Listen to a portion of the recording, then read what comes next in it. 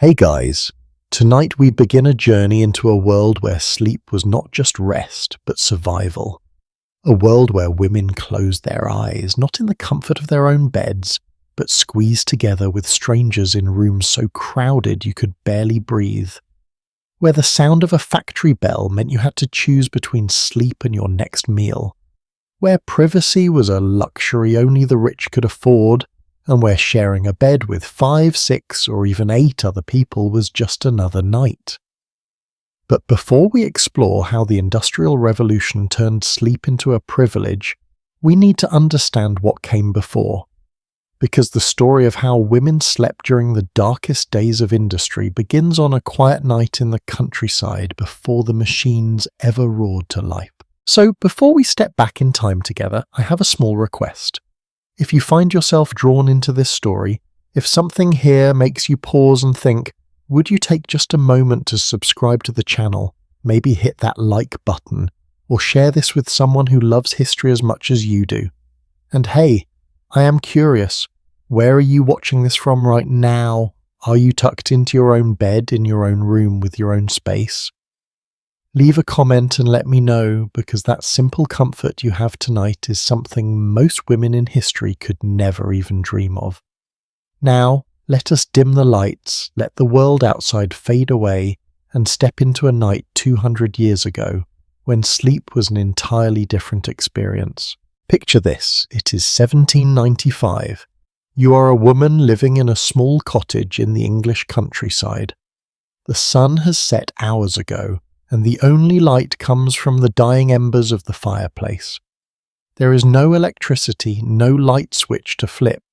When darkness falls, it truly falls. And in that darkness, you do not simply go to bed and sleep through the night like we do today.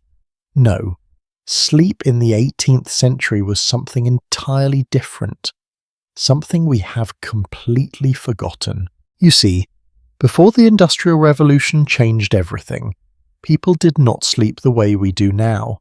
They did not lie down at 10 in the evening and wake up at 6 in the morning. Instead, they practiced something called segmented sleep, or biphasic sleep.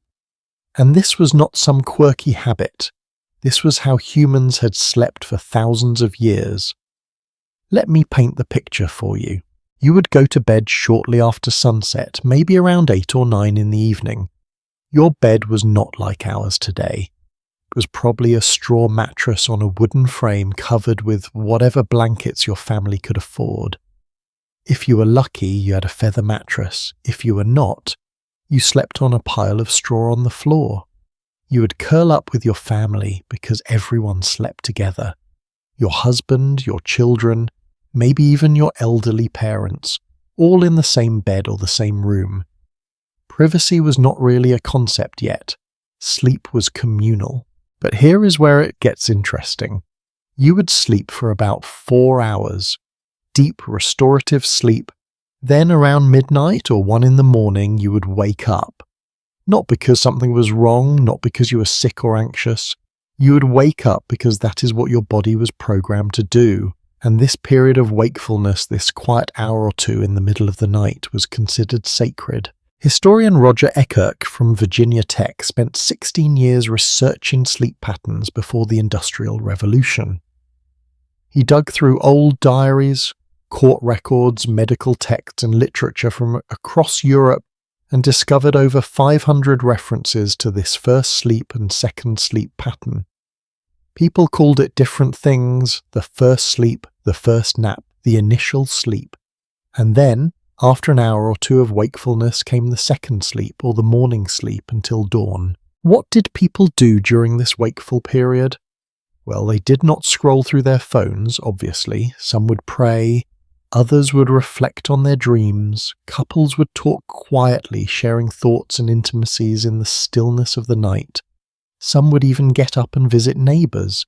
Can you imagine walking over to your neighbour's house at 1 in the morning for a chat? And that was completely normal. Others used this time to tend to the fire, check on the animals, or do light chores. Women in particular used this time for themselves. In Chawton Cottage, The famous author Jane Austen and her sister Cassandra shared a cramped bedroom, Imagine them waking in the middle of the night, perhaps whispering about Jane's latest novel, giggling like young girls even though they were grown women. This quiet hour was when creativity flowed, when bonds deepened, when the mind wandered freely without the demands of the day pressing down. The Welsh had a saying back then, "They thrive by sleep, not long but deep." It was not about how many hours you slept. It was about the quality, the rhythm, the natural flow of rest and wakefulness that aligned with your body's needs and the cycle of the moon and stars. Now, let us talk about where people slept, because this matters. In the countryside, before factories existed, most families lived in small cottages. One room, maybe two if you were doing well. The whole family would sleep in that one space. The bed was often the most valuable piece of furniture in the house. In fact, beds were so precious that they were listed in wills and passed down through generations. If you were a farm labourer, you might sleep in a loft above the animals. The body heat from the cows and pigs below would keep you warm during the winter. It was not glamorous, but it was yours. You knew everyone in your village. Your rhythms were dictated by the seasons, by the sun, by the harvest. Sleep came naturally because your body was exhausted from real physical labour, and it woke naturally because that was how humans were designed to rest. But what about the sounds? Oh, the countryside was far from silent. You would hear the wind rustling through the thatched roof, the occasional howl of a dog, the snoring of your husband beside you, the breathing of your children, maybe a baby crying. But these were familiar sounds, comforting sounds. They were the sounds of life, not the sounds of industry. And here is something that might surprise you. Medieval and pre-industrial sleep was not necessarily peaceful. Oh no. Historian Roger Ekirk points out that 17th century sleep was often filled with restlessness, troubles, and fear. You see, the world was dangerous. There were no locks on doors, no police to call, thieves could break in, fires could start, medical conditions like angina, gastric ulcers, rheumatoid arthritis, influenza, asthma, and tuberculosis, which they called consumption back then, would cause terrible pain throughout the night with little to no relief. The poor had it even worse. If you were truly impoverished, you might not even have a cottage. You might sleep in the streets, or beneath wooden platforms, or in haystacks, or stables, or barns. If you were lucky, maybe a cave. You would be exposed to freezing temperatures, insects, and constant noise. Even in those conditions, though, the rhythm of sleep was still somewhat natural. You slept when it was dark. You woke when it was light. Your body followed the ancient patterns that had governed human rest since the beginning of time. Women in this era especially carried the burden of domestic labour. Even in their sleep they could not fully rest. A mother would wake to nurse her baby. A wife would wake to tend to a sick child or an ailing elder. Sleep was interrupted, yes, but it was interrupted by the needs of life, by family, by nature. Not by the relentless demands of a machine that never stopped running. And here is the crucial part. Sleep was free, it belonged to you. No one owned your night. No employer could tell you when to wake up or when to lie down. If you were tired, you rested. If you needed to wake early for the harvest, you did. But you controlled your own body's rhythms. You were poor, perhaps. You were cold, often. You were hungry sometimes, but your sleep was your own. Now, I want you to hold on to that image. A woman in a small cottage, waking naturally in the middle of the night, perhaps checking on her children, adding wood to the fire, then drifting back into a second sleep until the rooster crows at dawn. She shares her space with family, yes, but it is her family. Her bed might be uncomfortable, but it is her bed. Her sleep might be broken, but it follows a natural rhythm that her body understands. Because in just a few short decades, everything we just described would be shattered. The Industrial Revolution was not just about factories and machines and cities growing overnight. It was about something far more intimate and far more devastating. It was about taking control of the one thing that had always been free and natural and human. It was about controlling sleep itself, controlling when women rested, where they rested, and with whom they rested.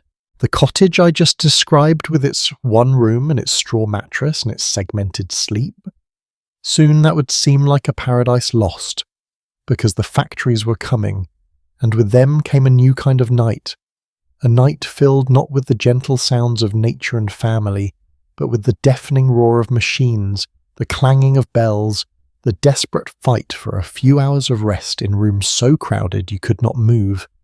A night where women would be forced to choose between earning a few pennies or getting an extra hour of sleep. The natural rhythms that had governed human rest for millennia were about to be replaced by something cold and mechanical and utterly inhuman. The segmented sleep that allowed for reflection, for connection, for creativity, gone, replaced by exhaustion so complete that when you finally collapsed into bed, often not your bed, often not even a full bed, just a corner of a mattress shared with strangers, you would fall into a sleep so deep and desperate that you would not even dream.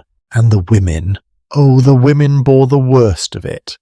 Because not only would they work the same brutal hours as the men, they would also be expected to maintain some semblance of home, to care for children, to be mothers and wives and workers all at once.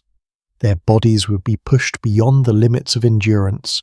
Their sleep would be stolen piece by piece until it became not rest, but simply the brief unconsciousness between shifts. So as we prepare to step forward into the age of industry, I want you to remember this night, this quiet, dark, simple night in the countryside. Remember the rhythm of first sleep and second sleep. Remember the family crowded together for warmth. Remember the freedom, however humble, of controlling your own rest. Because once we cross that threshold, once the factory bells begin to ring and the machines begin to churn, that world will vanish like a dream. And what replaces it will be something far darker than any night could ever be. In our next part, we are going to discover why women left these cottages, why they abandoned this imperfect but natural way of life and walked, sometimes hundreds of miles, into the industrial cities. What were they promised? What did they hope to find? And more importantly, what were they running from? Because the Industrial Revolution did not just happen. It pulled people in with promises of money, of independence, of a better life. And for women especially, those promises seemed like a chance at freedom they had never known before. But as we will see, the reality waiting for them in those factory towns was something far different from what they imagined. The lure of the mills was powerful. The truth behind those walls, that was something else entirely. So what could possibly convince a woman to leave behind everything she knew? What promise was so powerful that it could pull her away from her family, her village, her entire way of life, and send her walking toward the smoke-filled skies of the industrial cities? Because that is exactly what happened. By the thousands, by the tens of thousands, women, some as young as 15, gathered their few possessions, said goodbye to their mothers, and set off on foot toward places like Manchester, Leeds, Birmingham, and Lowell, Massachusetts. They walked sometimes 50 miles, sometimes 100, carrying everything they owned on their backs. And here is the question that keeps me up at night. Did they know what was waiting for them? Or were they chasing a dream that would turn into something far darker than they could have ever imagined? Let me take you back to 1815. You are a young woman, maybe 19 years old, living in a small farming village in Lancashire, England. Your name is Mary, and your family has worked the same plot of land for generations. But something has changed, something that is about to destroy your entire world. The Enclosure Acts. Have you heard of these? They were a series of laws passed throughout the 1700s and early 1800s that allowed wealthy landowners to literally fence off common land that poor families had used for centuries to grow food, graze animals, and gather firewood. Imagine this: your family has always had access to a small strip of common land. It is not much, but it is enough. You grow potatoes there. Your mother keeps a few chickens. Your father has a pig. This common land is what keeps your family from starvating. It is your safety net. But then one morning you wake up and there are fences, wooden posts driven into the ground overnight. The land that your grandmother used, that your mother used, that you thought you would use for your own children someday. Gone.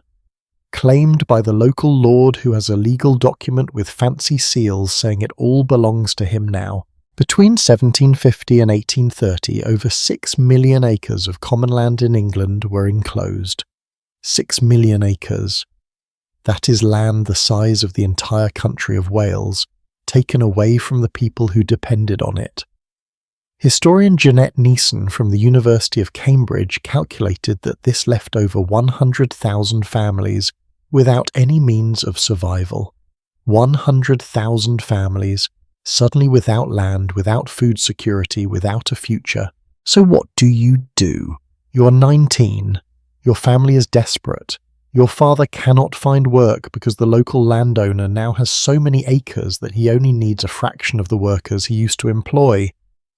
Your mother is taking in washing, scrubbing other people's laundry for pennies. Your younger siblings are hungry. You have two choices: stay in the village and watch your family slowly starve, or take a chance on something new, something you have heard whispers about. The factories, the mills, the promise of wages, real money, your own money.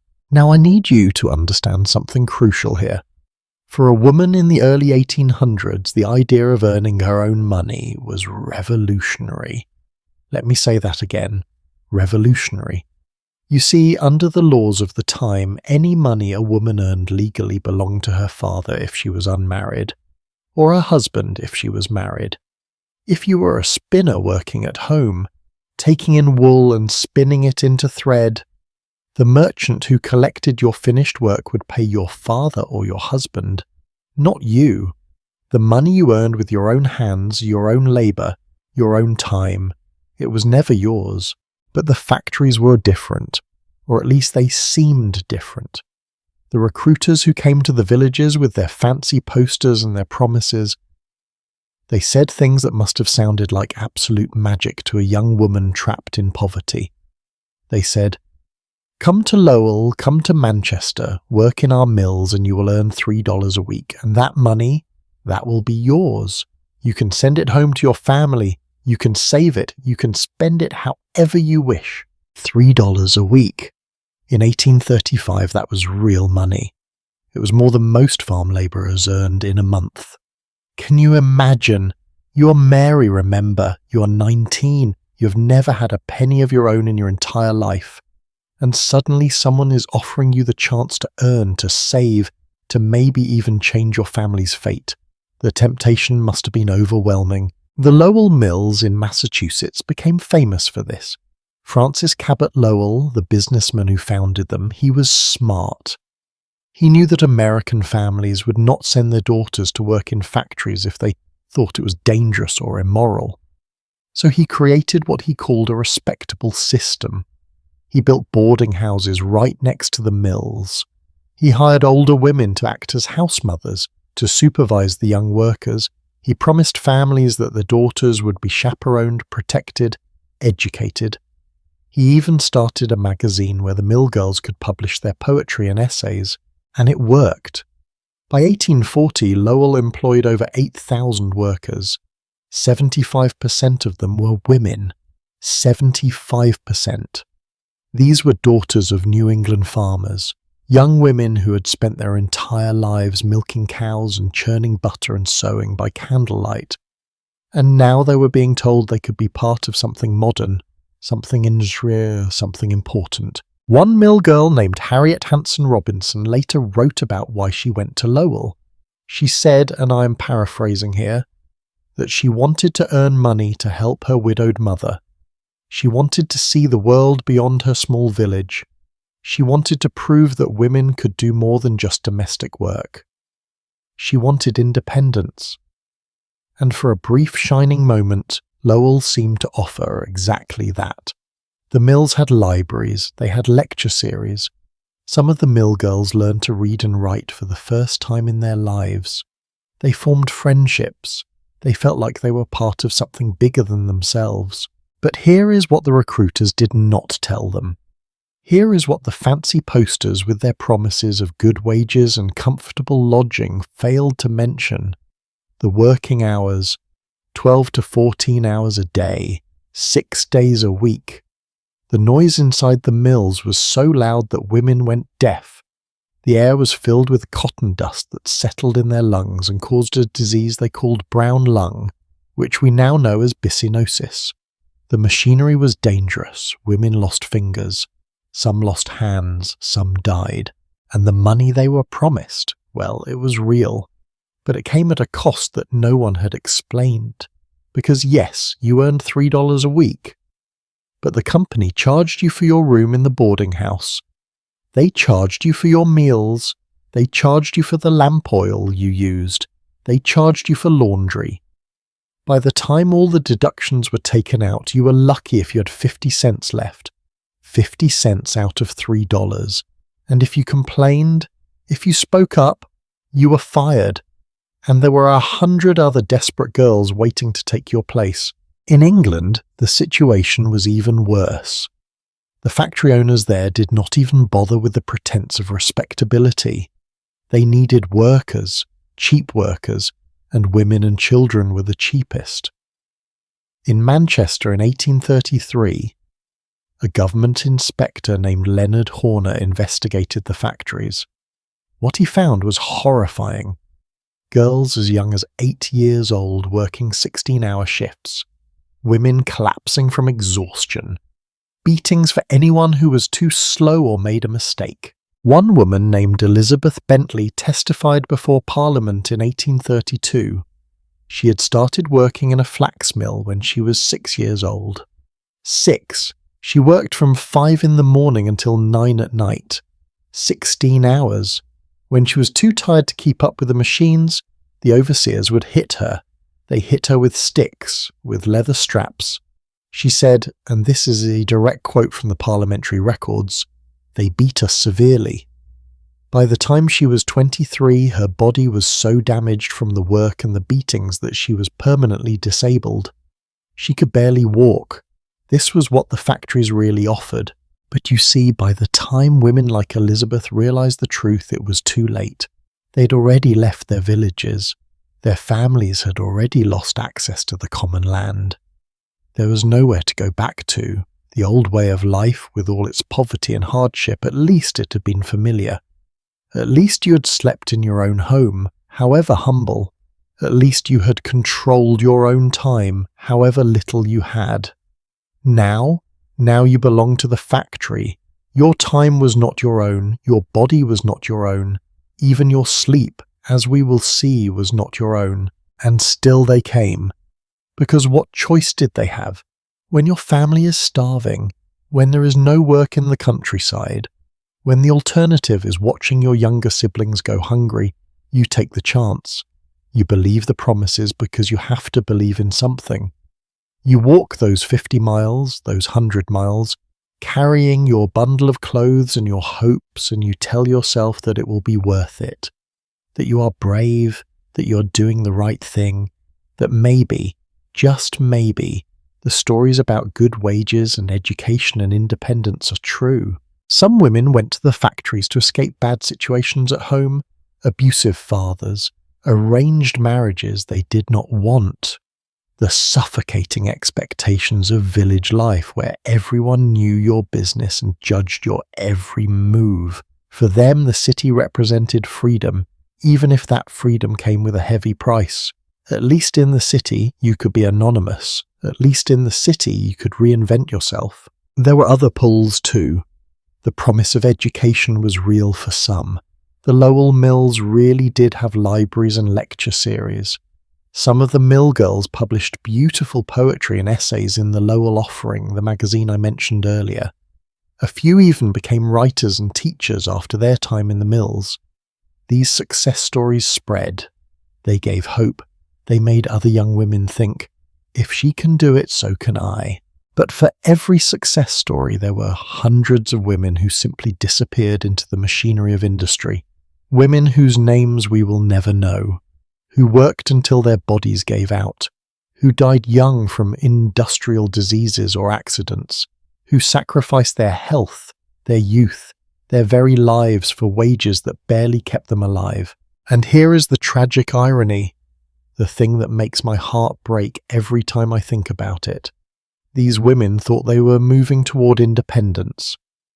They thought earning their own money meant freedom. But what they actually did was trade one form of dependency for another. Instead of depending on their fathers or husbands, they now depended on factory owners who saw them not as human beings, but as interchangeable parts in a machine.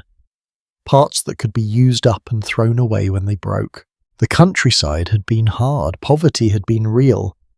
But at least there your labour had meaning. When you milked a cow, you fed your family. When you tended a garden, you saw the results. When you spun wool at home, slow and steady, you created something with your own hands.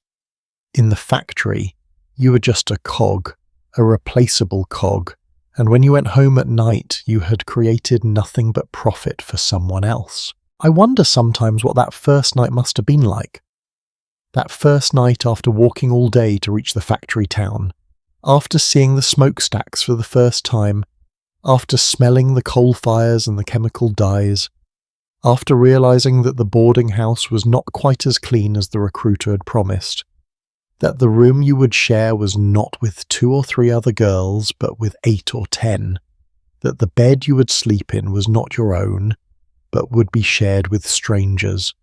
Did they cry themselves to sleep that first night? Did they question their decision? Did they think about turning around and walking back home? Or did they tell themselves to be strong, to give it a chance, to believe that tomorrow would be better? Because tomorrow was coming. And tomorrow meant the factory bell at 4:30 in the morning. Tomorrow meant 12 hours standing at a machine. Tomorrow meant learning that sleep was no longer a natural rhythm, but a desperate race against exhaustion. Tomorrow meant discovering that the real price of independence was much higher than anyone had told them, and the currency they would pay it in, their rest, their health, their dignity, their very right to a peaceful night of sleep. So now you understand why they came. Desperation, hope, promises, the destruction of the old ways and the allure of the new. They came because they believed they had no choice, or because they believed they were choosing something better. But what they found when they arrived, well, that is where our story gets darker. Because the reality of where these women actually slept, in how they actually lived in those industrial cities, that was a nightmare that even the worst recruiter's lie could not have prepared them for. The tenement reality was waiting, and it was going to change everything they thought they knew about survival. The smell hit you first, before you even saw the buildings, before you heard the sounds, before you understood what you had walked into. The smell would tell you everything you needed to know. It was a combination of things, really. Human waste from the overflowing cesspits in the alleys, rotting food from the piles of garbage that no one collected, coal smoke that hung in the air so thick it turned the rain black, the sour stench of unwashed bodies packed too close together, and underneath it all, something else, something harder to name, the smell of desperation maybe, of too many people trying to survive in too little space. Welcome to the tenements. This is where the mill girls actually lived. This is the reality that no recruiter ever mentioned in their fancy promises. Let me walk you through a typical tenement in Manchester, 1840. These buildings were called back-to-back terraces, and if you're trying to picture what that means, imagine this. A row of houses built so close together that they literally share walls on 3 sides. The only side that does not touch another building is the front. No back door, no back windows, no way for air to flow through. The builders constructed them this way on purpose, you see, because it was cheaper. You could fit more houses on a single plot of land. More houses meant more rent. More rent meant more profit. The fact that this design trapped heat, trapped moisture, trapped disease, well, that was not the builder's problem. Each house in this terrace was supposed to be for one family. Supposed to be.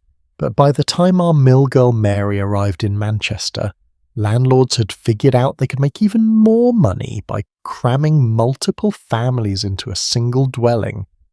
A house built for 4 people might hold 15, or 20, or more. Here is how it worked. The ground floor would be divided into 2 rooms, a front room and a back room. The front room might have a fireplace if you were lucky. This is where a family would cook, eat, and try to have some semblance of life. The back room? That was for sleeping, except it was not just for sleeping, because in 1840 privacy was a luxury that working people simply could not afford. The back room might have 2 beds, sometimes 3, and in those 2 or 3 beds you might have 8, 9, 10 people sleeping. Parents, children, maybe a grandparent, maybe a boarder who paid a few pence to share the space. But wait, it gets worse. Because the house did not stop at the ground floor. There was an upstairs, usually just one room, low-ceilinged, with barely enough space to stand up straight. This room would be rented out to another family. And sometimes, if the landlord was particularly greedy, there would be a cellar. A damp, dark basement below ground level, with no windows, no ventilation, just stone walls that wept with moisture. And yes, people lived there too. Families lived there. In Liverpool in 1845, there were over 40,000 people living in cellars. 40,000. That is the population of a decent-sized town, all of them living underground like rats. A government inspector named Dr. William Henry Duncan investigated these cellar dwellings. He described them as having floors of bare earth that were constantly damp. The ceilings so low you could not stand up straight. No drainage, so any water that seeped in just stayed there, creating puddles and mud. He found families sleeping on piles of straw laid directly on the wet ground. Children with no shoes, no proper clothing, covered in sores from lying in the damp. Women trying to cook meals over tiny fires that filled the cellar with smoke because there was no chimney. Dr. Duncan wrote in his report, and I am quoting directly here, "The cellars are the most unhealthy habitations in Liverpool." He found that the death rate in these cellars was double that of people living above ground. Double. And still landlords charged rent for them. And still desperate families paid it, because even a damp cellar was better than sleeping in the streets. Now, let us go back upstairs to where our mill girls lived. Most of them did not end up in cellars, thankfully. Most ended up in those cramped rooms on the ground or first floor. And here is what that actually looked like in terms of numbers. In 1851, a census was taken across England's industrial cities. In Manchester, the average household had 6 people living in it. In Liverpool, the number jumped to almost 7 people per house. But remember, these were tiny houses. We are talking about 2 rooms, maybe 3 if you count the upstairs. So 6 or 7 people meant 3 or 4 people per room, sharing beds, sharing space, sharing air. But those were just averages, and averages hide the worst cases. There were documented instances of single rooms housing 15 people, 20 people. In some of the most crowded districts of Manchester and Leeds, investigators found beds placed so close together that you could not walk between them. They found families hanging blankets from the ceiling to create some illusion of privacy. They found people sleeping in shifts because there were not enough beds for everyone to sleep at the same time. Yes, you heard that right, sleeping in shifts. Some factory workers work the day shift, some work the night shift. And landlords figured out that they could rent the same bed to 2 different people. One would sleep in it during the day while working nights. The other would sleep in it at night while working days. The bed never got cold. It went from one body to the next, over and over, day after day. Can you imagine? Crawling into a bed still warm from a stranger's body heat, still holding the shape of their form in the mattress, and trying to fall asleep before your own shift started. This practice had a name. They called it hot bedding, and it was not uncommon. It was standard practice in the poorest districts of industrial cities. And the beds themselves? Oh, they were nothing like what you're sleeping in right now. Most working-class beds were simple wooden or metal frames with a thin straw mattress. No box spring, no memory foam, no comfort whatsoever. The straw would get compressed and lumpy after a few months, creating hard bumps and valleys. And because the same mattress was being used by multiple people, it never got aired out properly. It never got cleaned. The straw would rot. It would become home to insects. Bed bugs were so common that people just accepted them as part of life. You did not sleep without being bitten. That was just how it was. One woman named Ellen Johnston, who worked in the textile mills of Dundee, Scotland, later wrote poetry about her experiences. She described lying awake at night, feeling the bed bugs crawling on her skin, biting her arms and neck and face. She described the shame of going to work the next day with red welts all over her body, and everyone knowing exactly what they were from, because everyone had them. The rich factory owners in their fine houses, they had clean beds and soft pillows, but the workers, they slept with vermin. The lack of sanitation made everything worse. Remember how I mentioned that these back-to-back terraces had no back doors or windows? That meant there was no way to remove waste from inside the house. Families would use chamber pots, just like in the old countryside cottages. But in the countryside, you could empty the pot outside in the morning, maybe into a designated cesspit away from the house. In the tenements, there was nowhere to go. Some houses would have a shared privy in the alley, one toilet for maybe 20 or 30 families. Can you imagine that? 30 families sharing one toilet. The lines in the morning must have been unbearable. And because so many people were using it, these privies would overflow constantly. The waste would spill into the alleys, mix with the rainwater, seep back into the foundations of the houses. The Tenement House Act of 1867 tried to improve things by requiring at least one toilet for every 20 people. One toilet for every 20 people. That was considered an improvement. That was progress. Think about that for a moment. If you are watching this in your own home right now, you probably have your own bathroom. Maybe you share it with one or two other people. The idea of sharing a toilet with 19 strangers probably seems insane. But for working-class women in industrial Manchester, that was the dream. That was what reformers were fighting for. Water was another nightmare. Most tenement buildings did not have running water inside the units. Instead, there would be a communal pump in the courtyard or the street. You would take your bucket, wait in line with your neighbours, fill it up and carry it back to your room. This was your water for drinking, for cooking, for washing. And here is the thing that makes my stomach turn. That communal pump. It was often contaminated. The water came from the same ground that was saturated with sewage from the overflowing privies. People were literally drinking their own waste. The cholera epidemics that swept through industrial cities in the 1830s and 40s killed tens of thousands of people. Tens of thousands. And the reason was simple: contaminated water, overcrowded housing, no sanitation. Disease would start in one room and spread through an entire building in days. Whole families would be wiped out. The mortality rate in the slums of Manchester was 43 deaths per 1,000 people per year. In the wealthy districts, it was 17. Your chances of dying were more than twice as high just because of where you slept. And yet, every night, women came home from 12 or 14 hours at the factory and tried to create some kind of home in these conditions. They would try to keep their corner of the room clean. They would try to cook a meal over a tiny fire that barely gave off heat. They would try to wash their one or two dresses in cold water with no soap. They would try to maintain some shred of dignity, some sense of self, in a place designed to strip all of that away. I think about this sometimes. I think about a woman named Sarah, maybe 22 years old, coming home after a 14-hour shift at the cotton mill. Her hands are raw from handling the cotton. Her feet ache from standing. Her ears are still ringing from the noise of the machines. She walks into a room that holds 3 beds and 12 people.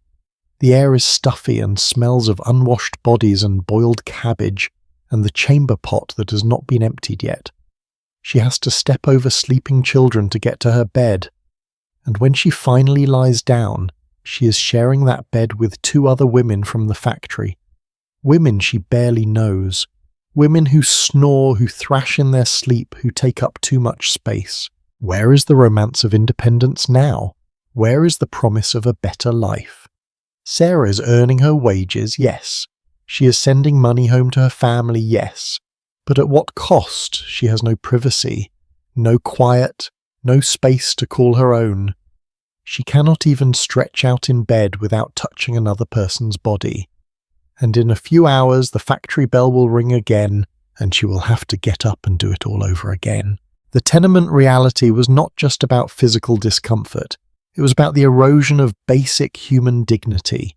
It was about being reduced to a function, a unit of production, a body that worked and slept and woke and worked again. The natural rhythms of sleep that we talked about in the beginning, the first sleep and second sleep, gone, replaced by exhaustion so complete that you did not drift off peacefully, you collapsed. You did not wake refreshed. You dragged yourself out of bed because the alternative was starvation. And here is something that historians often overlook. Living in such close quarters with strangers, women lost the ability to fully relax. In the countryside cottage, sharing a bed with your family was intimate but safe. You knew these people, you trusted them. But in the tenements, you were sleeping inches away from people you met last week. Some of them were trustworthy, some were not. Women had to sleep with one eye open, so to speak. They had to guard their few possessions, their small savings, even their own safety. There are documented cases of theft in these crowded rooms, of assault, of women being taken advantage of because they were vulnerable and alone and had nowhere else to go. The tenements were supposed to be temporary. The women who moved into them told themselves it would just be for a year or 2, just until they saved enough money, just until things got better. But for most, it was not temporary. It became their life. Years passed. Some women married and tried to set up slightly better lodgings, but most stayed trapped in the same cycle. Work, sleep, in rooms that never felt like home, in beds that never felt like rest. By the time reformers started paying attention, by the time laws were passed to improve conditions, generations of women had already sacrificed their health, their dignity, their peace of mind. The Tenement House Law of 1901 finally required things like windows, fire escapes, proper lighting in hallways, basic things that should have been there from the start. But it came too late for the women of the 1830s and 40s and 50s who had lived and died in those dark, cramped, disease-ridden rooms. I want you to remember something as we move forward in this story. Every time you hear about a factory worker, about a mill girl, about a woman labourer during the Industrial Revolution, remember that she was not just working in the factory, she was also trying to survive the tenement, trying to sleep in conditions that most of us today would consider uninhabitable, trying to maintain her humanity in a system designed to extract every ounce of her labour while giving back the bare minimum for survival. But as terrible as the tenements were, they were not the worst of it.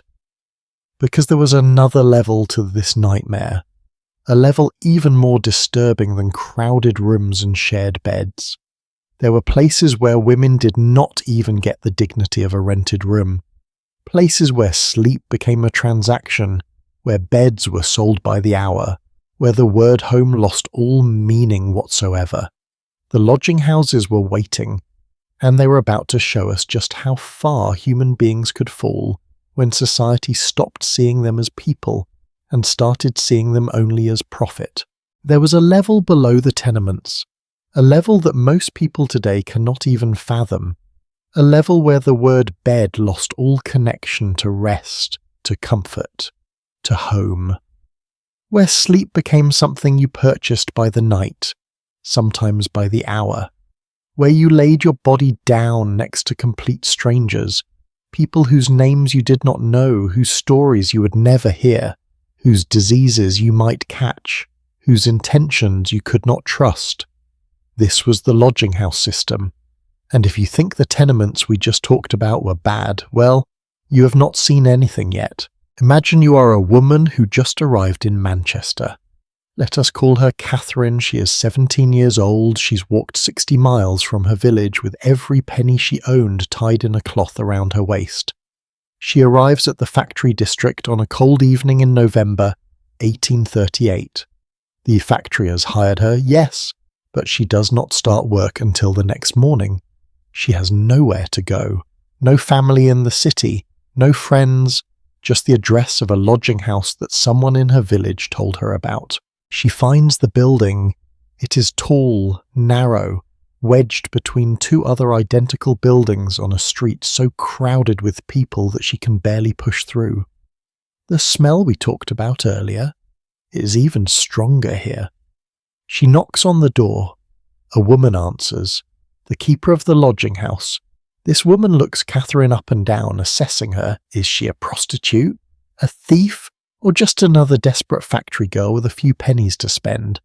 The keeper quotes a price, 3p for a bed, 6p for a bed to yourself, if one is available. Catherine has 3p, just barely. The keeper leads her upstairs. The stairs are narrow and dark, the walls are damp. They pass the first floor, the second floor, they climb to the third floor and then to a door that opens into what the keeper calls the women's room. Catherine steps inside and this is what she sees. The room is maybe 20 feet by 15 feet. The ceiling is low, slanted, because this is the attic space. There are no proper windows, just a small opening in the roof that barely lets in air. And covering every inch of floor space are beds. Not beds in the way you think of them.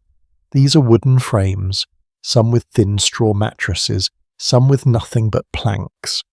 They are placed so close together that there is maybe 6 inches between them, maybe less. You cannot walk through the room without stepping on beds or climbing over them. Dr. Ferrar, a physician who investigated these lodging houses in the 1830s, wrote a report that was later presented to Parliament. He called the keepers of these places keepers of fever beds.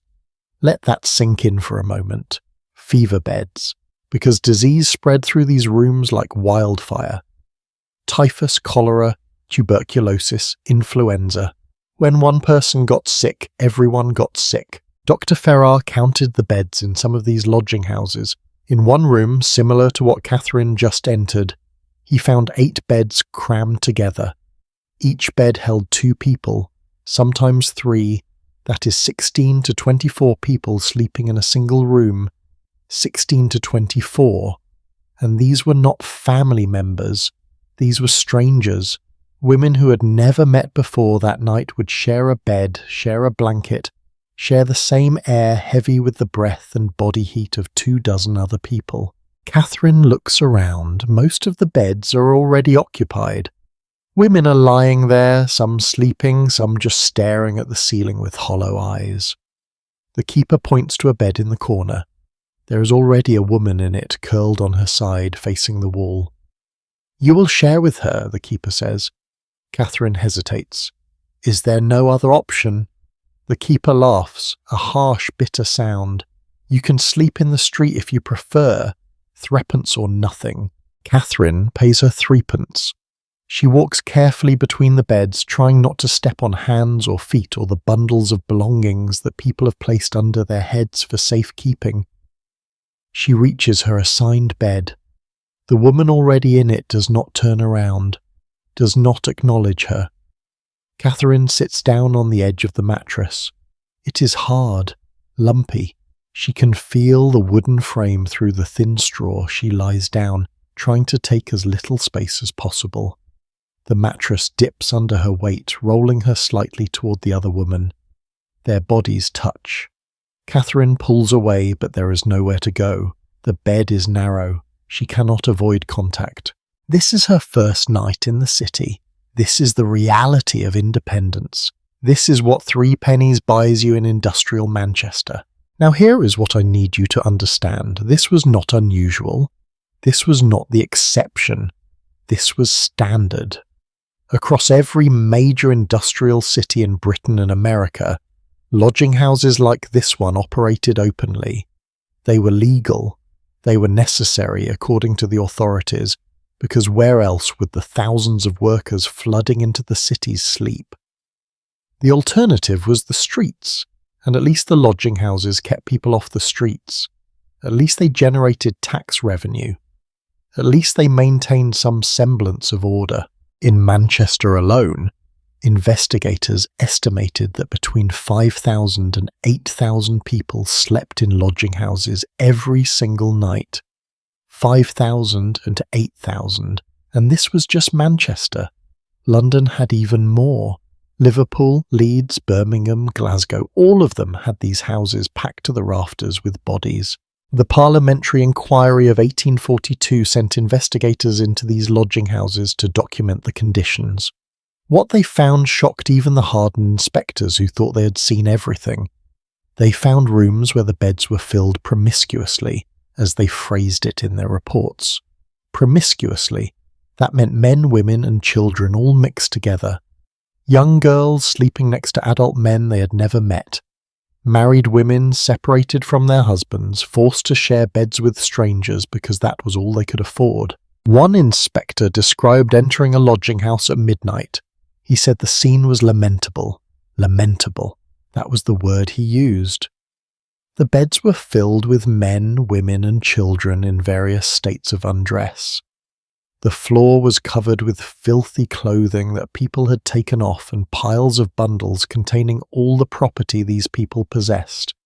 Everything they owned in the world was stuffed into a sack and placed under their head as they slept, because if they did not guard it, it would be stolen. The moral disorder, as the inspector called it, was obvious.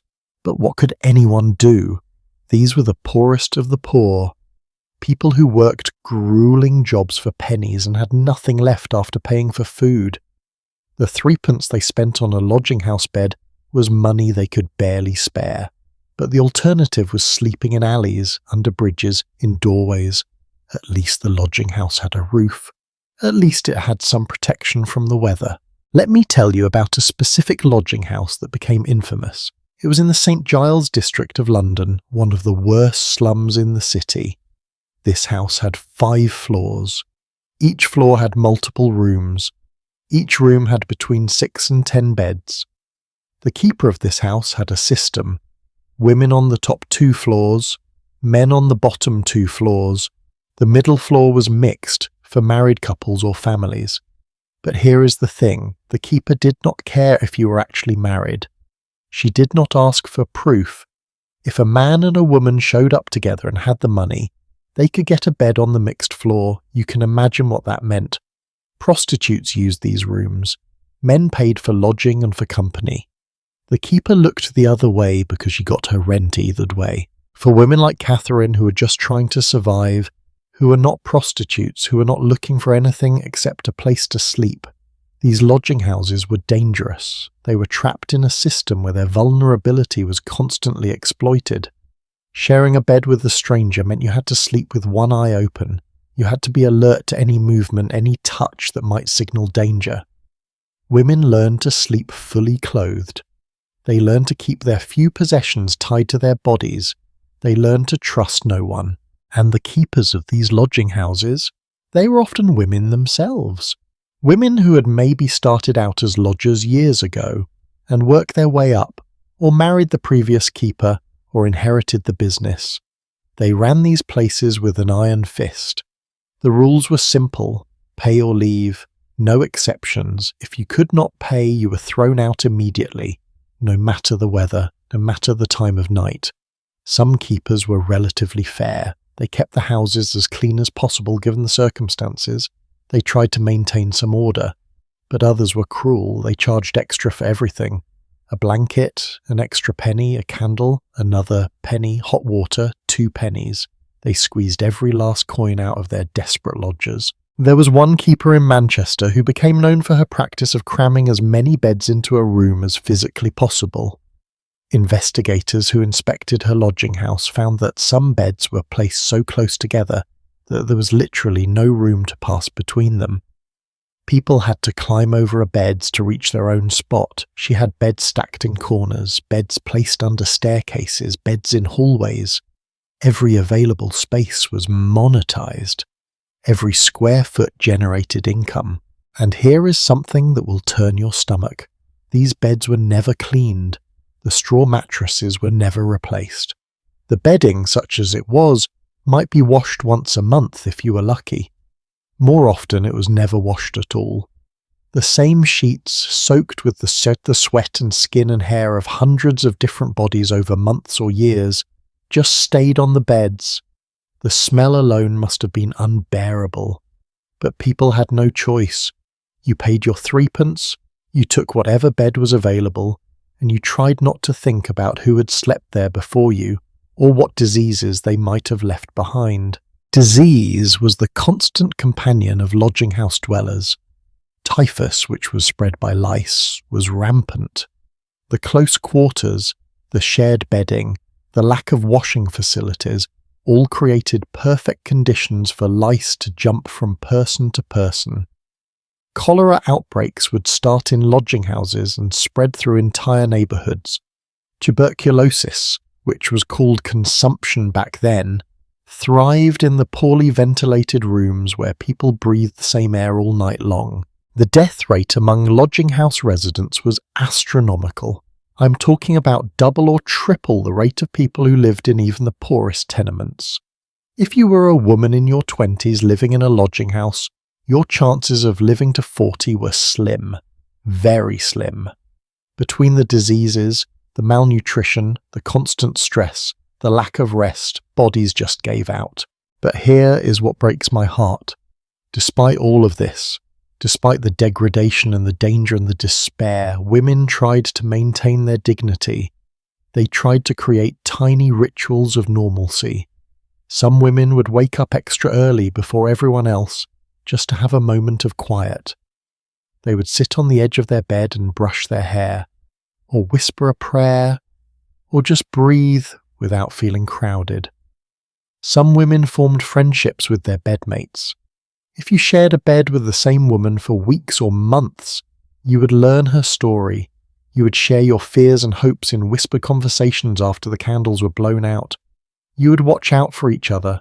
There are accounts of women in lodging houses creating informal networks of protection.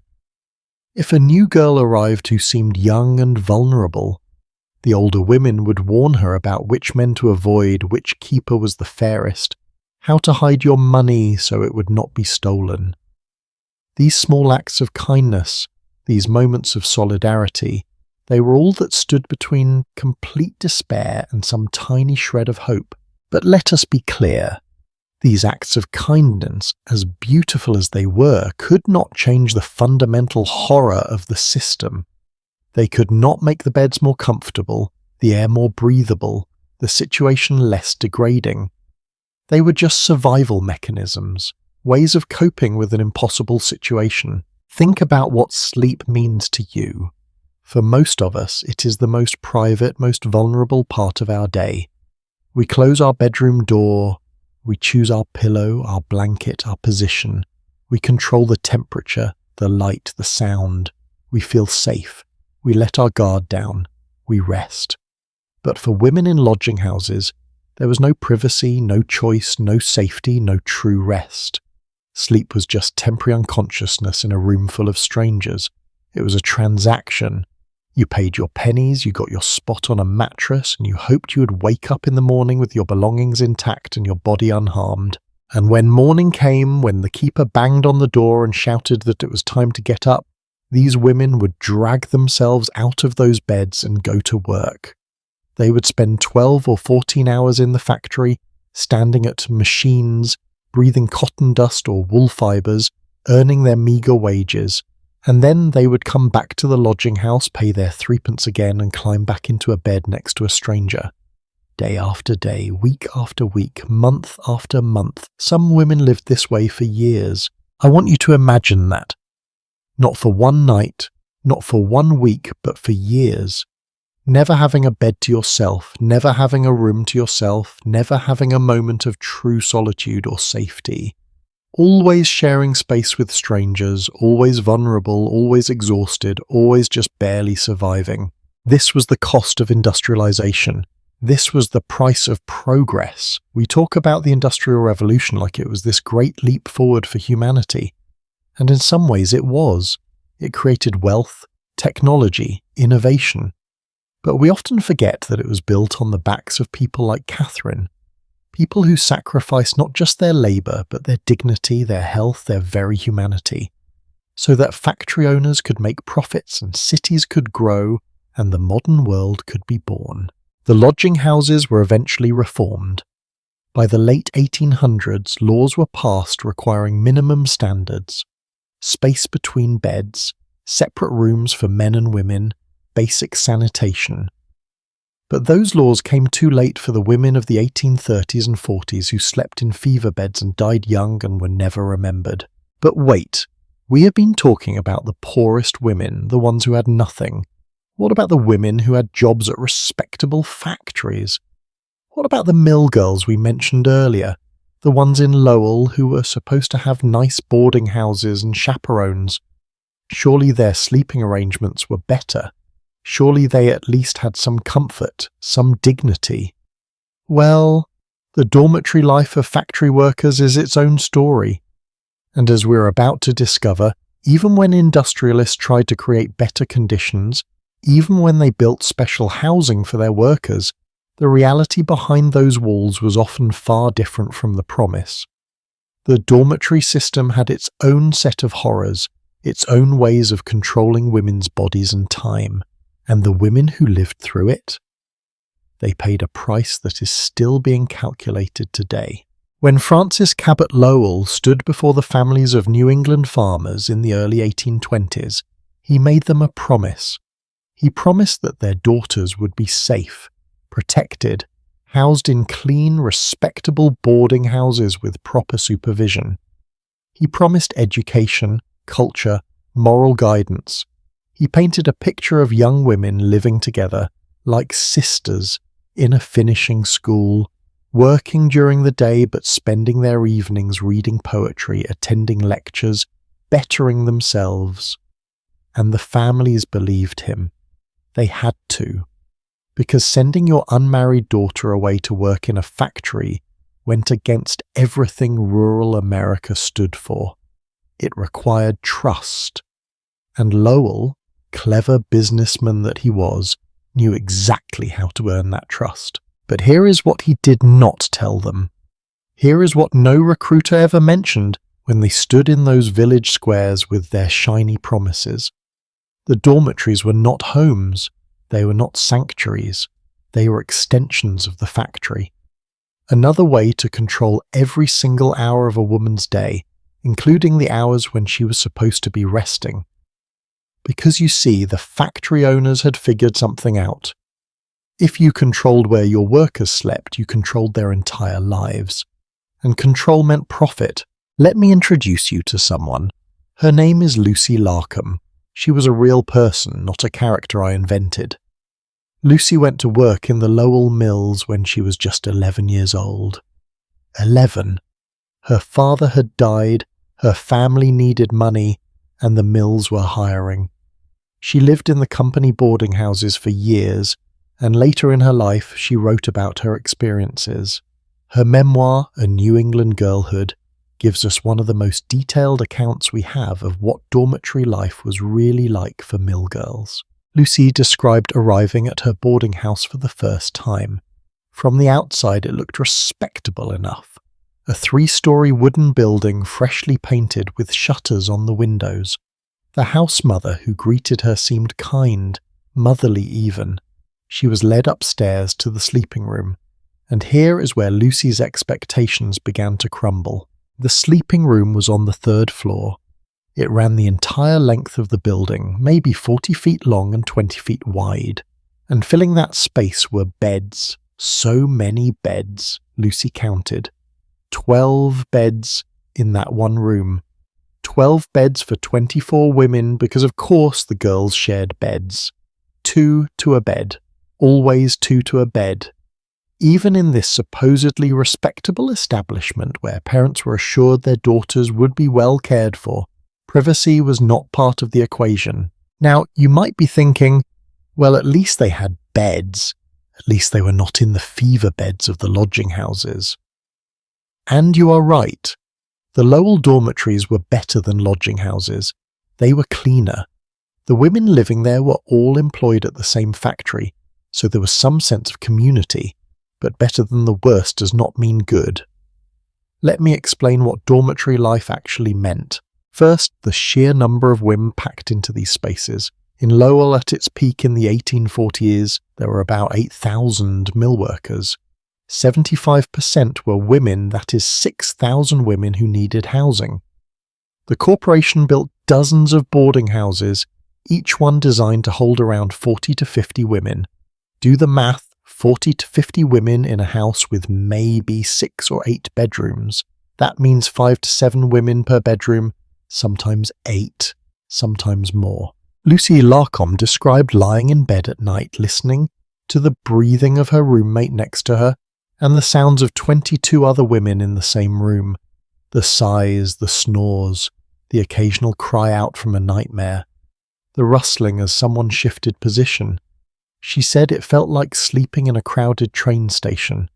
There was never silence, never stillness, never that deep, dark quiet that lets your mind fully rest. And here is something that most people do not realize about these dormitories. They were not free. Oh no, the mill girls paid for their room and board.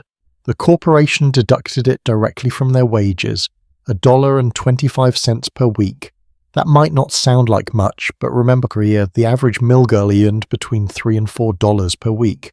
So 1/3 of their earnings went straight back to the company for housing and meals. They were essentially renting space in a building their employer owned, eating food their employer provided, living under rules their employer created. They could never escape the corporation. Even in sleep, they belonged to it. The rules. Oh, the rules were something else. Each boarding house had a house mother, usually a widow or older unmarried woman who was hired by the corporation to maintain order. These house mothers had a list of regulations that every girl had to follow. Let me share some of them with you, because they reveal so much about how these places actually operated. Rule number 1. Curfew was 10 o'clock in the evening, not 10:30, not 11. 10 o'clock sharp. If you were not back in the boarding house by 10, the door was locked. You slept outside or you lost your job. The house mothers reported anyone who broke curfew directly to the factory supervisors. Rule number 2. No male visitors, ever. Not brothers, not fathers, not cousins. No men were allowed past the front parlour of the boarding house. This was supposed to protect the girls' reputations, but it also meant that if your brother travelled 50 miles to visit you, you could only see him for an hour in a formal sitting room with the house mother watching. Rule number 3. Attendance at church on Sunday was mandatory. You had to go. The corporation believed that moral instruction was part of keeping their workforce docile and obedient. If you did not attend church, the house mother reported you, and you could be fined or even dismissed from your job. Rule number 4. Cleanliness inspections. The house mother would inspect the sleeping rooms every day. Your bed had to be made properly, your corner of the room had to be tidy, your personal belongings had to be stored neatly. If you failed inspection, you got a warning. 3 warnings and you were out. Rule number 5. Noise restrictions. After the 10 o'clock curfew, you were expected to be quiet. No loud conversations, no singing, no laughter. You were supposed to go straight to bed and sleep, because you had to be up at 4:30 in the morning for the factory bell. Can you see what is happening here? The corporation was not just employing these women, it was parenting them, controlling every aspect of their behaviour, their morals, their time, and the women had no say in any of it. If you did not like the rules, you could leave. But leaving meant losing your job, losing your income, and probably having to return to your family in shame because you could not make it in the city. Lucy Larcom wrote about the exhaustion.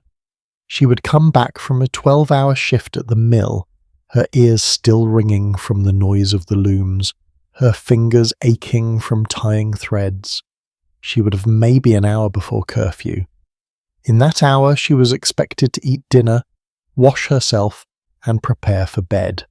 There was no time to relax, no time to decompress.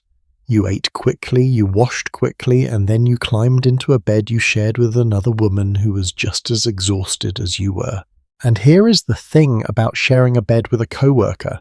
It was not like sharing a bed with a sister or a friend you had known your whole life. These were women from different towns, different backgrounds, different temperaments. Some bedmates became close friends. Lucy wrote fondly about some of the girls she shared beds with over the years, but others were difficult.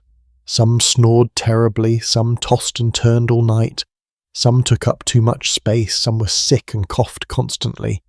You had no choice in who you were paired with. The house mother assigned beds and you made do. There were also tensions over space and belongings. Remember, these women owned very little. Maybe 2 dresses, a shawl, a hairbrush, a few personal items. But even those few possessions had to be stored somewhere. Most dormitories did not have closets or dressers for each girl. You might have a peg on the wall for your shawl and a small box under the bed for everything else. Sharing that space led to conflicts. Things went missing. People borrowed items without asking. Arguments erupted over who took whose hairbrush or who left a wet towel on someone else's bed. The house mothers tried to maintain order, but they were managing 40 to 50 exhausted, stressed young women. It was an impossible job. Some house mothers were kind and understanding. They bent the rules when they could. They offered comfort when girls were homesick or sick. But others were strict, even cruel. They wielded their power like weapons, threatening to report girls for the smallest infractions, creating an atmosphere of fear and surveillance. One aspect of dormitory life that Lucy Larcom wrote about with particular pain was the lack of solitude. She said there was never, ever a moment when she was truly alone. Even in the privy there were other women waiting outside. Even in the washing room, there were multiple girls crowding round the basins. The sleeping room was always full of people. The dining room was packed. The parlour was shared space. There was no door she could close and be by herself. No moment of true privacy. And for a young woman who loved to read and write and think, this constant presence of others was suffocating. But here is what is fascinating and heartbreaking at the same time. Despite all of this, despite the crowded rooms and the strict rules and the exhaustion, some of the Lowell Mill girls created genuine culture. They started a magazine called The Lowell Offering, where they published essays and poems. They formed reading circles and discussion groups. They gave each other books and shared ideas. They created a kind of intellectual community within the confines of their oppression. Lucy Larcom herself became a published poet. She wrote about nature, about faith, about the dignity of labour. Other mill girls went on to become teachers, writers, activists. The education they received, limited as it was, changed their lives. The library at Lowell had thousands of books, and the girls were encouraged to read. The lecture series brought in speakers on literature, science, politics. For young women who had grown up on farms with no access to formal education, this was revolutionary. But we have to hold 2 truths at the same time here. Yes, some women benefited from the cultural opportunities at Lowell. Yes, some formed lasting friendships and gained knowledge. But this does not erase the fact that they were still being exploited. They were still working 12 to 14 hours a day in dangerous conditions. They were still sleeping in crowded dormitories with no privacy. They were still having their wages garnished for housing they did not choose.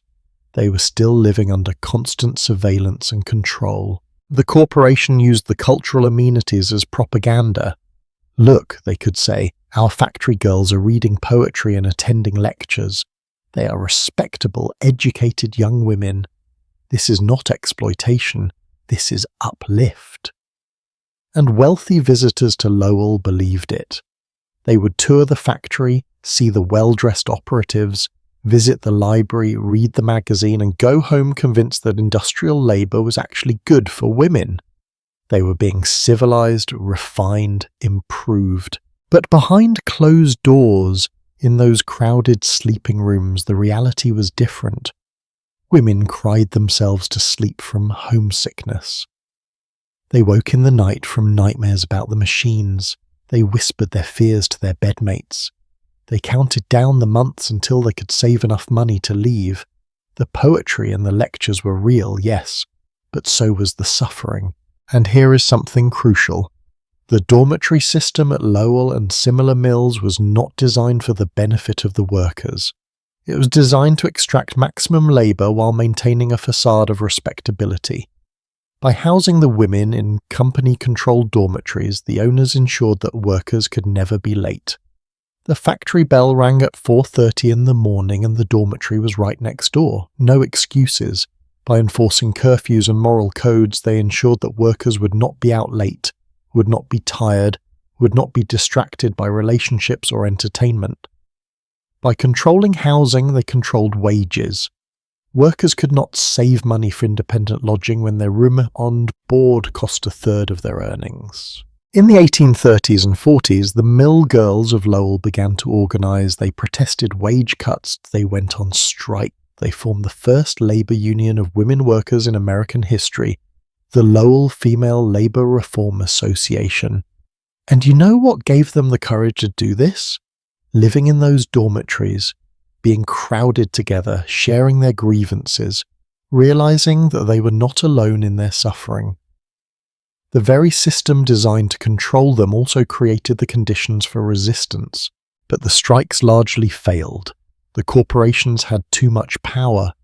They owned the housing, controlled the wages, had the support of local government. When women protested, they were simply fired and replaced with new workers fresh from the countryside. The dormitory system meant there was always a waiting list of desperate women ready to take any available position. By the late 1800s, even the pretense of respectability began to crumble. As demand for workers increased, companies packed more and more women into the same dormitories. The 2-to-a-bed standard became 3-to-a-bed in some places. The quality of food decreased. Maintenance on the buildings was neglected. The cultural programs were reduced or eliminated. The dormitories became what they had always been underneath the facade. Cheap housing to keep workers close to the factory. Nothing more. Lucy Slocum eventually left the mills. She became a teacher, then a successful author. She wrote about her time at Lowell with a mixture of nostalgia and honesty.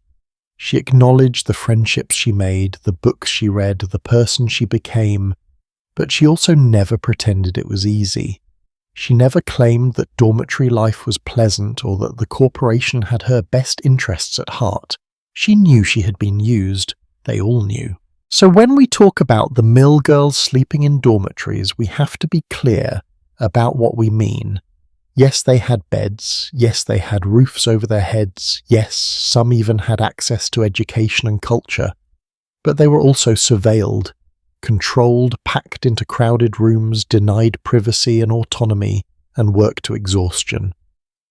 The dormitory was just a gentler cage than the lodging house, but it was still a cage. And this brings us to something we have not fully addressed yet. All of this, the tenements, the lodging houses, the dormitories, we have been talking about the physical spaces where women slept. But what about the actual experience of trying to sleep? What happened when the candles were blown out and the room went dark? Because it is one thing to have a bed, however crowded or uncomfortable. It is another thing entirely to actually rest, to achieve real sleep. And that was becoming impossible. The schedule was crushing them, the conditions were destroying any chance of real rest. And the toll it took on women's bodies and minds. We are only beginning to understand just how devastating it really was. 4:30 in the morning, that is when your day began, not 4:45, not 5 o'clock, 4:30. And I do not mean you woke up naturally at 4:30, stretched peacefully and enjoyed a quiet breakfast before strolling to work. No. At 4:30, a bell rang. A loud, jarring, mechanical bell that shattered whatever sleep you had managed to achieve, and within 15 minutes you had to be dressed, washed, fed, and standing at your machine in the factory. 15 minutes. From deep sleep to full labour. 15 minutes to transform from a human being who needs rest into a productive unit of industry. Do you know what that does to a body? Do you know what happens when you are ripped from sleep day after day, year after year, at an hour when your biology is screaming at you to remain unconscious? Let me tell you, it breaks you. Slowly, systematically, it breaks you down until you are not really living anymore. You're just surviving, just moving through the motions, just trying to make it to the next few hours of rest, which will be interrupted far too soon by that bell again, the factory bell. Let us talk about this invention for a moment, because it is one of the most insidious tools of control ever created. Before industrialization, people woke up naturally, or they woke to roosters or church bells that rang at reasonable hours. But the factory bell? It was designed specifically to override your natural rhythms, to impose an artificial schedule that had nothing to do with daylight or darkness, nothing to do with your body's needs, and everything to do with maximizing the number of hours that machines could run. In winter, 4:30 in the morning was pitch black. The sun would not rise for another 3 hours. You stumbled out of bed in darkness, pulled on your clothes in darkness, walked to the factory in darkness. The only light came from a few flickering gas lamps on the streets and the glow of the factory windows. It was disorienting, unnatural. Your body had no idea what time it was. Your circadian rhythm, that internal clock that had evolved over millions of years to sync with the sun, was completely disrupted. And here is the cruel mathematics of it. The typical factory shift was 12 hours. Some factories ran 14-hour shifts. A few even pushed to 16 hours during busy seasons. So if you started at 4:30 or 5 in the morning, you worked until 4:30 or 5 in the evening, sometimes later.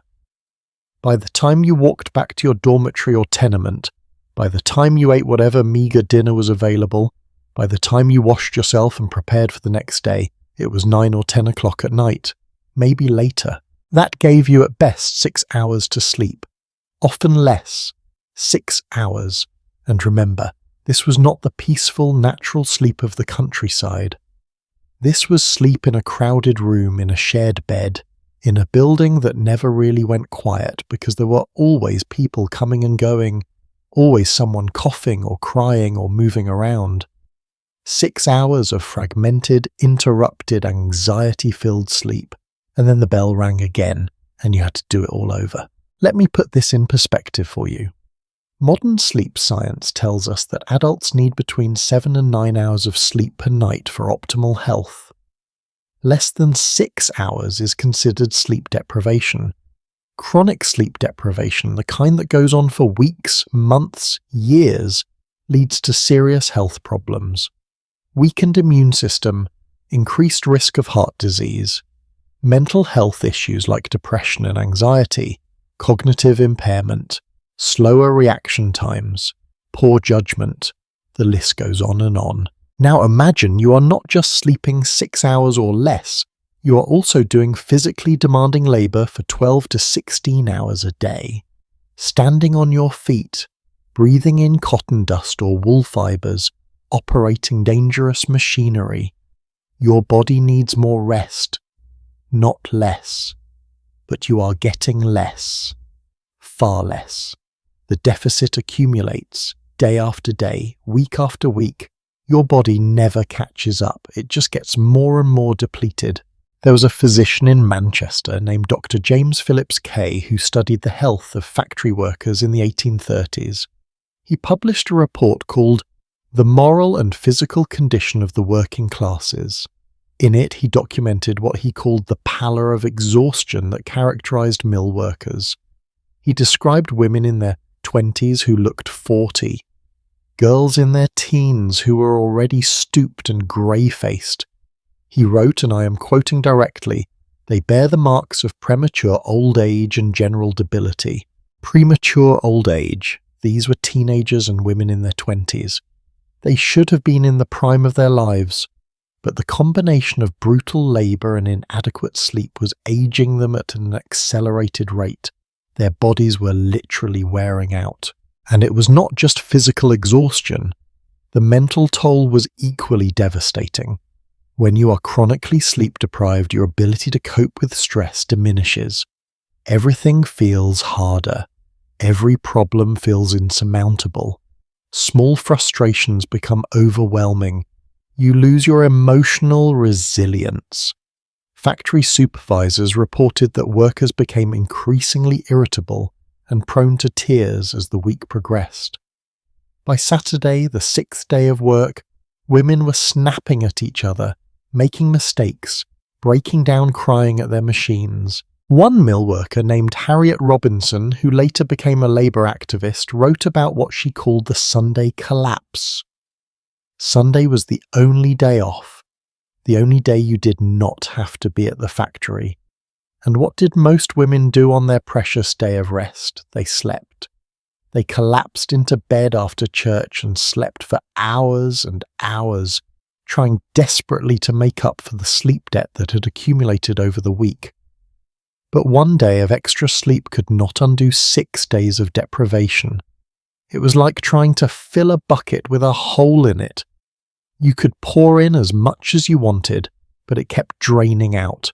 The concept of segmented sleep that we talked about at the beginning, that natural pattern of first sleep and second sleep that humans had followed for thousands of years, completely destroyed. There was no time for segmented sleep when you only had 6 hours total. There was no time for that peaceful, wakeful period at midnight where you could reflect, pray, talk with your bedmate. You fell asleep the instant your head hit the pillow because you were utterly exhausted, and you stayed asleep as deeply as possible until that cursed bell ripped you back to consciousness. But even that deep sleep was not restful, because your subconscious knew the bell was coming. Women reported having nightmares about missing the bell, about sleeping through it and losing their jobs. They reported waking up in a panic throughout the night, checking the darkness, trying to guess what time it was, terrified they had overslept. Some women developed a kind of hypervigilance. They could not fully relax, even in sleep, because part of their brain was always listening for that bell. And then there were the women who work night shifts. Oh, this was a special kind of torture. Some factories ran 24 hours a day, with workers rotating between day shifts and night shifts. You would work days for a month, then switch to nights. Or sometimes the rotation was weekly. Your body never knew what to expect. You would try to sleep during the day, but the world was not designed for that. The dormitory was full of women on the day shift getting ready for work. Children were playing in the streets. Carts were rumbling past. Sunlight streamed through the windows. Your body was screaming at you to be awake because it was daytime, but you desperately needed sleep because you had to work all night. This kind of shift work is now recognized as extremely harmful to health. Modern research has linked chronic night shift work to increased rates of breast cancer, cardiovascular disease, metabolic disorders, and mental health problems. The disruption to circadian rhythms is so severe that the World Health Organization has classified night shift work as a probable carcinogen. A probable carcinogen. But in the 1800s, factory owners did not care. They needed the machines to run all night, and women were cheaper than men, so women worked the night shifts. There is a particularly heartbreaking account from a factory inspector who visited a textile mill in Bradford in 1833. He found a girl, maybe 9 or 10 years old, asleep standing up at her machine. Actually, asleep.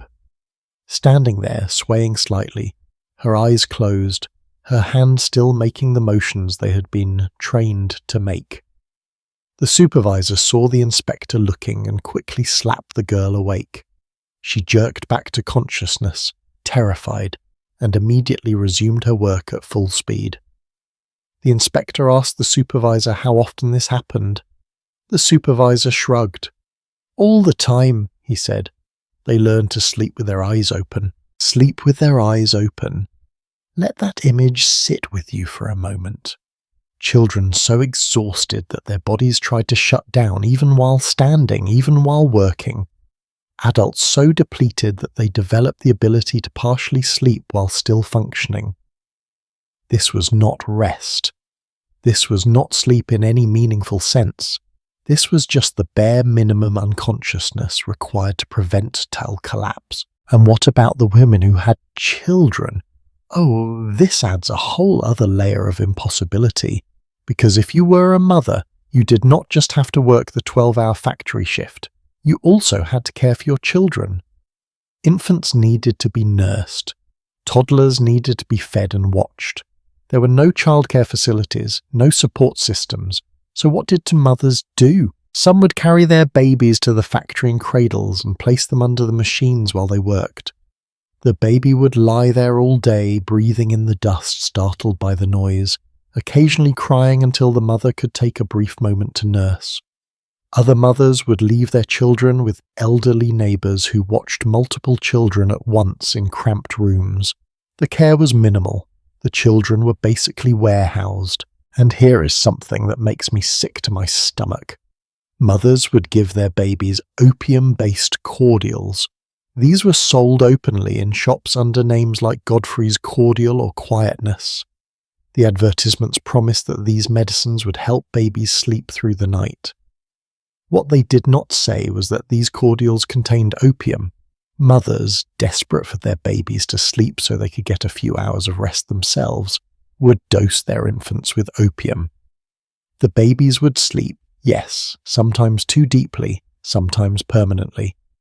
Infant mortality rates in factory districts were catastrophically high, and opium-laced cordials were a significant contributing factor. A parliamentary report from 1843 interviewed mothers about this practice. One woman named Sarah Johnson from Nottingham said, and I quote, "Is quite a common custom for mothers to give Godfrey's and the anodyne cordial to their infants, is given to infants at the breast, is not given because the child is ill, but to compose it to rest, to sleep it so that the mother may get to work." To sleep it, so that the mother may get to work. Think about what this means. Women were so desperate for sleep, so crushed by the impossible demands of factory work and motherhood, that they drug their own babies, not out of cruelty, out of sheer desperation, because the system gave them no other choice. The factory owners knew about the exhaustion, they saw it, but they did not care, or rather, they cared only about productivity. When workers began to slow down from fatigue, the solution was not to shorten the hours or give more breaks. The solution was to speed up the machines, to push the workers harder, to threaten them with fines or dismissal if they could not keep up. There were some half-hearted attempts at reform. In 1833, the Factory Act was passed in Britain. It limited the working hours for children under 13 to 9 hours a day. 9 hours. That was considered progress. That was seen as a generous concession. For children over 13 and all adults, there were no limits at all. They could be worked as long as the owner deemed necessary. In 1847, another Factory Act was passed. This one limited the working day for women and children to 10 hours. 10 hours down from 12 or 14. The factory owners fought this law tooth and nail. They claimed it would ruin them financially. They argued that British industry could not compete globally if workers were coddled with short hours. Some factories simply ignored the law, others found loopholes. They would run shifts in rotation, keeping the machines operating for 14 or 16 hours, but cycling workers through in complicated patterns that technically complied with the letter of the law while violating its spirit. And here is the thing. Even when hours were legally reduced, it did not necessarily mean workers got more sleep, because wages were based on hours worked. If you worked fewer hours, you earned less money, and you were already barely surviving on what you earned. So some women would take on extra piecework. They would bring materials home from the factory and sew or assemble things late into the night, earning a few extra pennies. They would sacrifice sleep for income because there was no other way to make ends meet. This created a vicious cycle. Less sleep meant more exhaustion. More exhaustion meant more mistakes at work. More mistakes meant more fines deducted from wages. Lower wages meant more need for extra work. Extra work meant even less sleep. Round and round it went, pulling women deeper into a pit of exhaustion from which there was no escape. The psychological impact of chronic sleep deprivation combined with relentless labour cannot be overstated. Women lost their sense of joy. They lost their ability to imagine a better future. They became hollowed out, going through the motions of life without really living. Contemporary observers noted this. They described factory women as having dead eyes, vacant expressions, a kind of emotional flatness that came from being pushed beyond the limits of human endurance. And yet, and this is important, women resisted. They found small ways to rebel. They would slow down their work pace when supervisors were not looking. They would help each other, covering for someone who was struggling, teaching newer workers tricks to make the labour slightly easier. They would sing while they worked, creating rhythms that helped them endure the monotony. They would share food, share comfort, share hope. The strikes we mentioned earlier, the labour organising, much of that was driven by demands for shorter hours. The 10-hour movement became a rallying cry. Women testified before Parliament about their exhaustion. They wrote petitions, they walked out of factories en masse, they risked their jobs and their livelihoods to demand something as basic as the right to sleep a decent number of hours. But the victories were small and slow in coming. For most of the 19th century, the schedule remained crushing. The bell still rang at 4:30 or 5 in the morning. The shift still lasted 12 or more hours. The sleep still remained inadequate and interrupted. Generation after generation of women sacrificed their rest, their health, their very lives to keep the machines running. We sit here now, in the 21st century, most of us with the luxury of choosing when we sleep, how long we sleep. We set our own alarms, we can hit snooze, we complain if we get 7 hours instead of 8. And maybe we should pause and remember that this luxury was built on the broken sleep and broken bodies of women who had no choice. Women who were ripped from unconsciousness by a bell they did not control, forced to labour beyond the limits of human endurance, and given just barely enough rest to keep them alive for another day of exploitation. The impossible schedule was not just about hours, it was about control. It was about breaking the natural human rhythms that had governed life for millennia and replacing them with mechanical precision that served profit, not people. And the battlefield for this control? It was the most intimate, most vulnerable part of human existence. It was sleep itself. But the destruction of sleep was only one part of the assault on women's bodies and dignity. Because when you finally did collapse into that bed, when you finally escaped consciousness for those precious few hours, the environment you were sleeping in was actively harming you. The noise, the filth, the vermin, the disease, all of it conspiring to make even those stolen hours of rest into something closer to a nightmare than a refuge. Close your eyes for a moment and imagine trying to sleep through this. The woman next to you is coughing. It is a wet, rattling cough that shakes the whole bed. She has been coughing like this for weeks, maybe tuberculosis, maybe just the cotton dust in her lungs, but either way, the sound is constant and disturbing. Across the room, someone is crying, soft, muffled sobs that she is trying to hide in her pillow, but you can still hear them. Above you, on the floor above, heavy footsteps, boots hitting the wooden planks as the night shift workers get ready to leave. Below you, voices, An argument between two women over something trivial that has become enormous because everyone is exhausted and on edge. And then outside. Oh, outside is where it really gets bad. A wagon rumbles past on the cobblestone street. The wheels are wooden, the street is uneven, and the sound is like thunder. Horses whinny. A dog barks. Somewhere someone is shouting. Maybe a fight. Maybe just a drunk man stumbling home. The sound echoes off the brick buildings, bouncing back and forth, amplifying. A factory whistle blows from 3 streets over, signalling the change of shift. Metal clangs against metal, and underneath it all, the constant, never-ending hum of the city. Machines running, steam engines hissing, industry never sleeping even when you desperately need to. This was not an occasional disturbance. This was every single night. The industrial city was the loudest environment human beings had ever created. And the people trying to sleep in the middle of it were subjected to a level of noise pollution that would be considered unbearable by modern standards. Let me give you some context here. In the pre-industrial countryside, nighttime was quiet. Really quiet. You might hear an owl, the wind in the trees, maybe a cow lowing in the distance, but mostly night meant silence.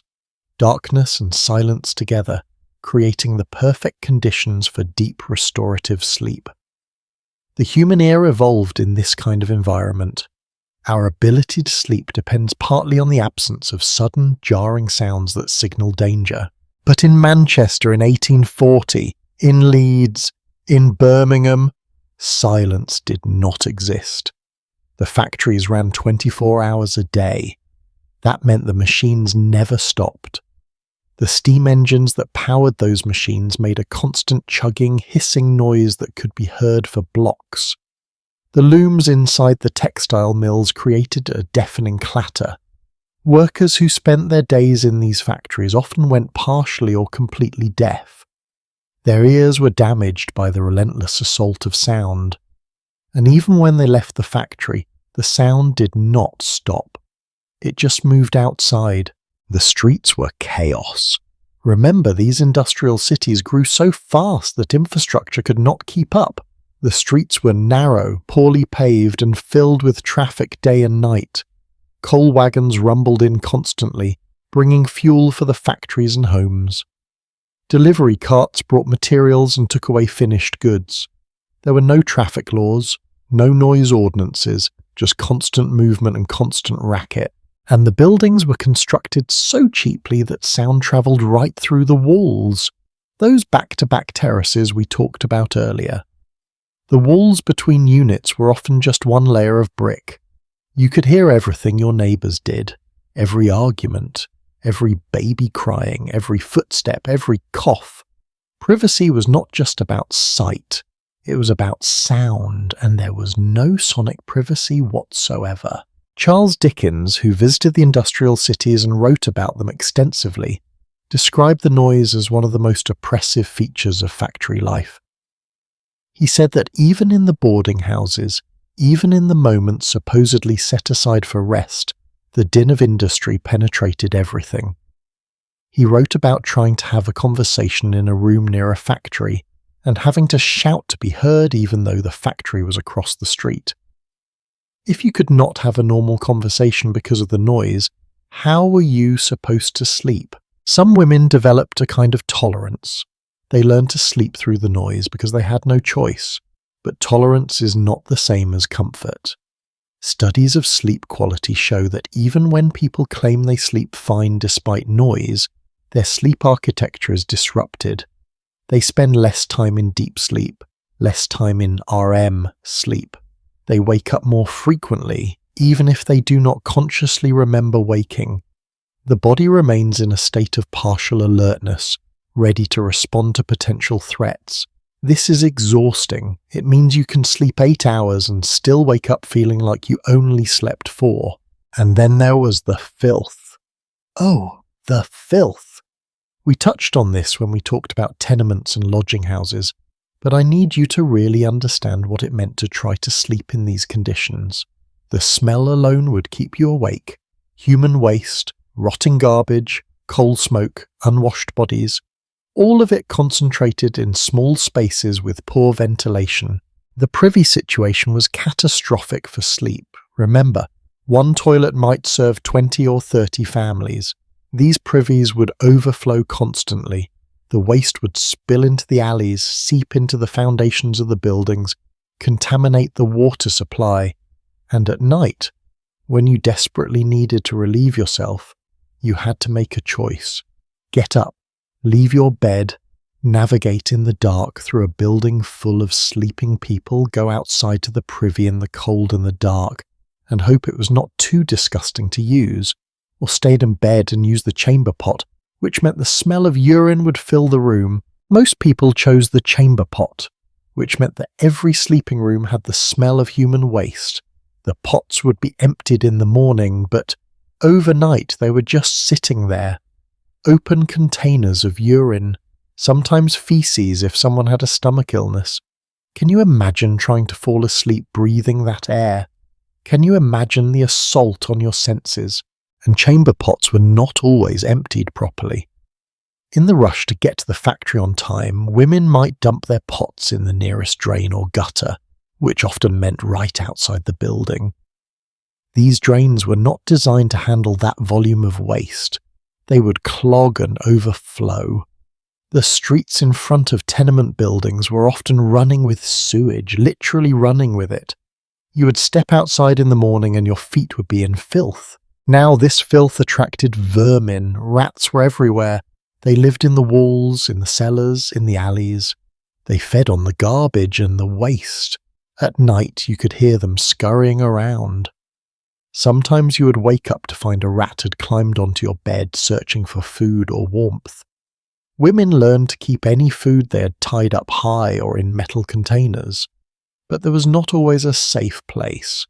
Rats chewed through fabric, through wood, through almost anything. Mice were even more common. Smaller, more numerous, harder to keep out. They would nest in the straw mattresses. You would lie down to sleep and feel movement underneath you. Not another person. Mice living in your bed. And there was nothing you could do about it. You could not afford a new mattress. You could not afford to waste time hunting for mice when you only had 6 hours to sleep. You just had to accept it. But the worst, the absolute worst, were the bedbugs. If you have never experienced bedbugs, count yourself lucky. They are small insects about the size of an apple seed that feed on human blood. They hide in the cracks of bed frames, in the seams of mattresses, in the folds of bedding. They come out at night when you are asleep and vulnerable, and they bite you. The bites are intensely itchy. They leave red welts on your skin, and the psychological torment of knowing that something is feeding on you while you sleep, it is unbearable. In the crowded conditions of tenements and dormitories, bedbugs were epidemic. Once they infested a building, they were nearly impossible to eliminate. They would spread from bed to bed, room to room, building to building. The only way to truly get rid of them was to burn all the bedding and furniture and start completely fresh. But working-class families could not afford to do that, so they lived with the bedbugs. Ellen Johnston, the Scottish mill worker and poet I mentioned earlier, wrote graphically about bedbugs. She described lying awake at night, feeling them crawling on her skin. She wrote about the shame of going to work with bites covering her arms and neck, knowing that everyone could see them, knowing that everyone knew she was living in infested conditions. She described scratching the bites until they bled, unable to stop herself even though she knew it would make them worse. One woman I read about in a factory inspector's report from 1851 developed an infection from bedbug bites. She scratched them so much that bacteria got into the wounds. The infection spread up her arm. She developed a fever. She had to miss work. And missing work meant she did not get paid. No sick leave, no health insurance, just lost wages. She eventually recovered, but it took weeks. Weeks of misery caused by insects feeding on her while she tried to sleep. And here is what makes it even more maddening. The wealthy people living in nice houses on the outskirts of the cities did not have bedbugs. They had clean homes with well-maintained furniture. If bedbugs did appear, they could afford to hire exterminators to replace mattresses, to take the time and expense to eliminate the problem. Bedbugs were a disease of poverty, a disease of crowding, a disease of the working class being forced to live in conditions no human should endure. The combination of noise, filth, and vermin created a perfect storm of sleep disruption. You were already exhausted from the brutal work schedule. You only had a few hours available for sleep, and those few hours were spent in an environment actively hostile to rest. Your senses were under constant assault. Your nose smelled sewage and unwashed bodies. Your ears heard the never-ending cacophony of the industrial city. Your skin felt the crawling of insects and the itching of bites.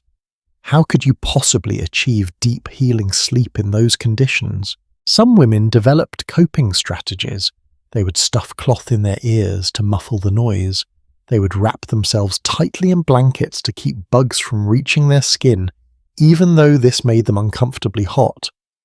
They would try to sleep in positions that minimize contact with the mattress. They would pray. They would cry quietly into their pillows. They would count the hours until morning, wishing for the torment to end even though morning meant going back to the factory. The psychological toll of this cannot be overstated. When you cannot sleep properly, when your nights are filled with discomfort and assault and anxiety, your mental health deteriorates. Depression becomes common. Anxiety becomes constant. Some women developed what we would now recognize as post-traumatic stress symptoms: hypervigilance, intrusive thoughts, an inability to ever fully relax. They were living in a state of perpetual stress, and their bodies were paying the price. There are accounts of women who simply broke down, who could not take it anymore, who walked away from their jobs even though it meant destitution, because they could not endure another night in those conditions. There are accounts of women who became ill, seriously ill, from the combination of exhaustion and stress and poor living conditions, and there are accounts, heartbreaking accounts, of women who took their own lives because they saw no way out. The authorities knew about these conditions. Factory inspectors wrote detailed reports. Physicians documented the health consequences. Reformers gave speeches and published pamphlets. But change came slowly, incredibly, agonizingly slowly, because the people in power, the factory owners and the politicians who represented their interests, did not experience these conditions themselves. They slept in quiet houses with clean beds. They had no personal stake in improving the lives of workers. It took decades of pressure from labor movements, from reform groups, from the workers themselves organizing and striking and demanding better before any meaningful changes were made. And even then, the improvements were minimal: slightly better sanitation, slightly stricter building codes, slightly more enforcement of health regulations, but the fundamental reality remained the same for most of the 19th century. Working-class women slept in horrible conditions that made rest nearly impossible. I want you to think about the courage it took to survive this, to wake up every single morning after a night of discomfort and assault and exhaustion and choose to keep going, to get up, to go to the factory, to work 12 hours, and then to come back and face another night of the same torment. That is resilience beyond anything most of us can imagine. That is strength in the face of systemic cruelty. These women were not victims. They were survivors. They were fighters.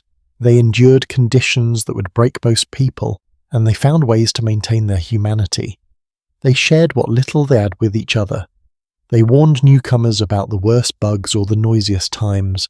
They created small rituals of comfort, a kind word before sleep, a shared song to drown out the noise. These tiny acts of care in the midst of horror are what allowed them to survive. But survival is not the same as thriving, and we should not romanticize their suffering. Yes, they were strong, yes, they persevered, but they should not have had to. No one should have to sleep surrounded by filth and noise and vermin. No one should have to choose between rest and safety, between comfort and employment. These were not inevitable conditions of industrial progress. They were choices made by people who valued profit over human dignity, and the women who paid the price for those choices deserve to be remembered, not just for their strength but for the injustice they endured. So far, we have talked about the public enemies of sleep, the noise, the filth, the bugs, the external factors that made rest impossible. But there was another layer to this nightmare, a layer that is harder to talk about because it involves the most intimate violations. Because when you put vulnerable women in crowded spaces with minimal supervision, when you create conditions where privacy does not exist and power is unevenly distributed, bad things happen. The loss of privacy was not just uncomfortable. For many women it was dangerous, and the sleeping hours, those hours when they were most vulnerable, were when the dangers were greatest. Privacy is not just about comfort, it is about safety. It is about having a door you can lock, a space where you control who enters, where you decide when to be vulnerable, and sleep is the ultimate vulnerability. When you close your eyes, when you let your guard down, when you enter that state of unconsciousness, you are trusting that you are safe, that no one will harm you, that you can surrender to rest without fear. For women in the Industrial Revolution, that trust was a luxury most could never afford. Think about your own bedroom right now. You probably have a door, maybe it has a lock. You choose who comes in, you choose when to open it and when to keep it closed. That room is yours, your sanctuary, your private domain. Now imagine that door does not exist. Imagine that 12 other people sleep in that same space. Imagine that some of those people are strangers. Men you do not know, people whose intentions you cannot read. Imagine trying to sleep knowing that at any moment someone could reach across the darkness and touch you, and there would be nothing you could do about it.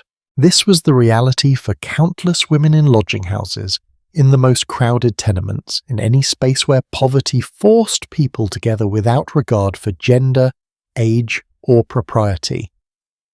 We talked earlier about the promiscuous mixing that parliamentary investigators found. Men, women and children all sleeping in the same rooms. But I did not fully explain what that meant, what it actually cost. So let me be clear now, as clear as I can be while still being respectful of the women whose suffering we are discussing. The loss of privacy created conditions where assault was not just possible, it was common, where women had to develop strategies just to make it through the night without being violated, where the basic right to bodily autonomy disappeared along with the walls and doors that might have protected it. Let me tell you about a parliamentary inquiry from 1839. Investigators were looking into the moral condition of the labouring poor. They interviewed women who lived in lodging houses. One woman, whose name was recorded only as Margaret, described her situation. She was 19 years old. She worked at a cotton mill. She rented a bed in a lodging house for 4p a night. The room she slept in had 9 beds, 18 people. The keeper had placed her bed next to a bed occupied by 2 men, labourers from the docks, Margaret said, and this is recorded in the official documents, that she could not sleep soundly because she was afraid. The men would make comments when she entered the room. They would watch her undress for bed even though she tried to be as modest as possible, changing under her shawl. One night she woke to find one of the men standing next to her bed. He claimed he was just going to the privy, but the privy was in the opposite direction. She started sleeping fully clothed after that. She said she would rather be uncomfortable from the heat and restriction than vulnerable. The investigator asked her why she did not complain to the keeper. Margaret laughed, a bitter, knowing laugh. She said the keeper did not care. As long as everyone paid their rent, as long as there was no loud disturbance that would bring the authorities, the keeper turned a blind eye to whatever happened in those rooms. Besides, Margaret said, where else could she go? Every lodging house was the same, some were worse.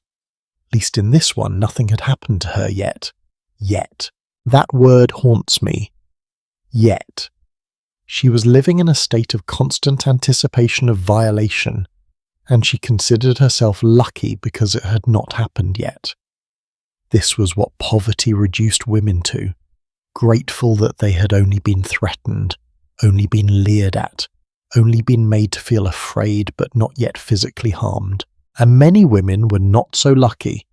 The records from this period, when you dig into them, when you read the medical reports and the police records and the court cases, paint a horrifying picture.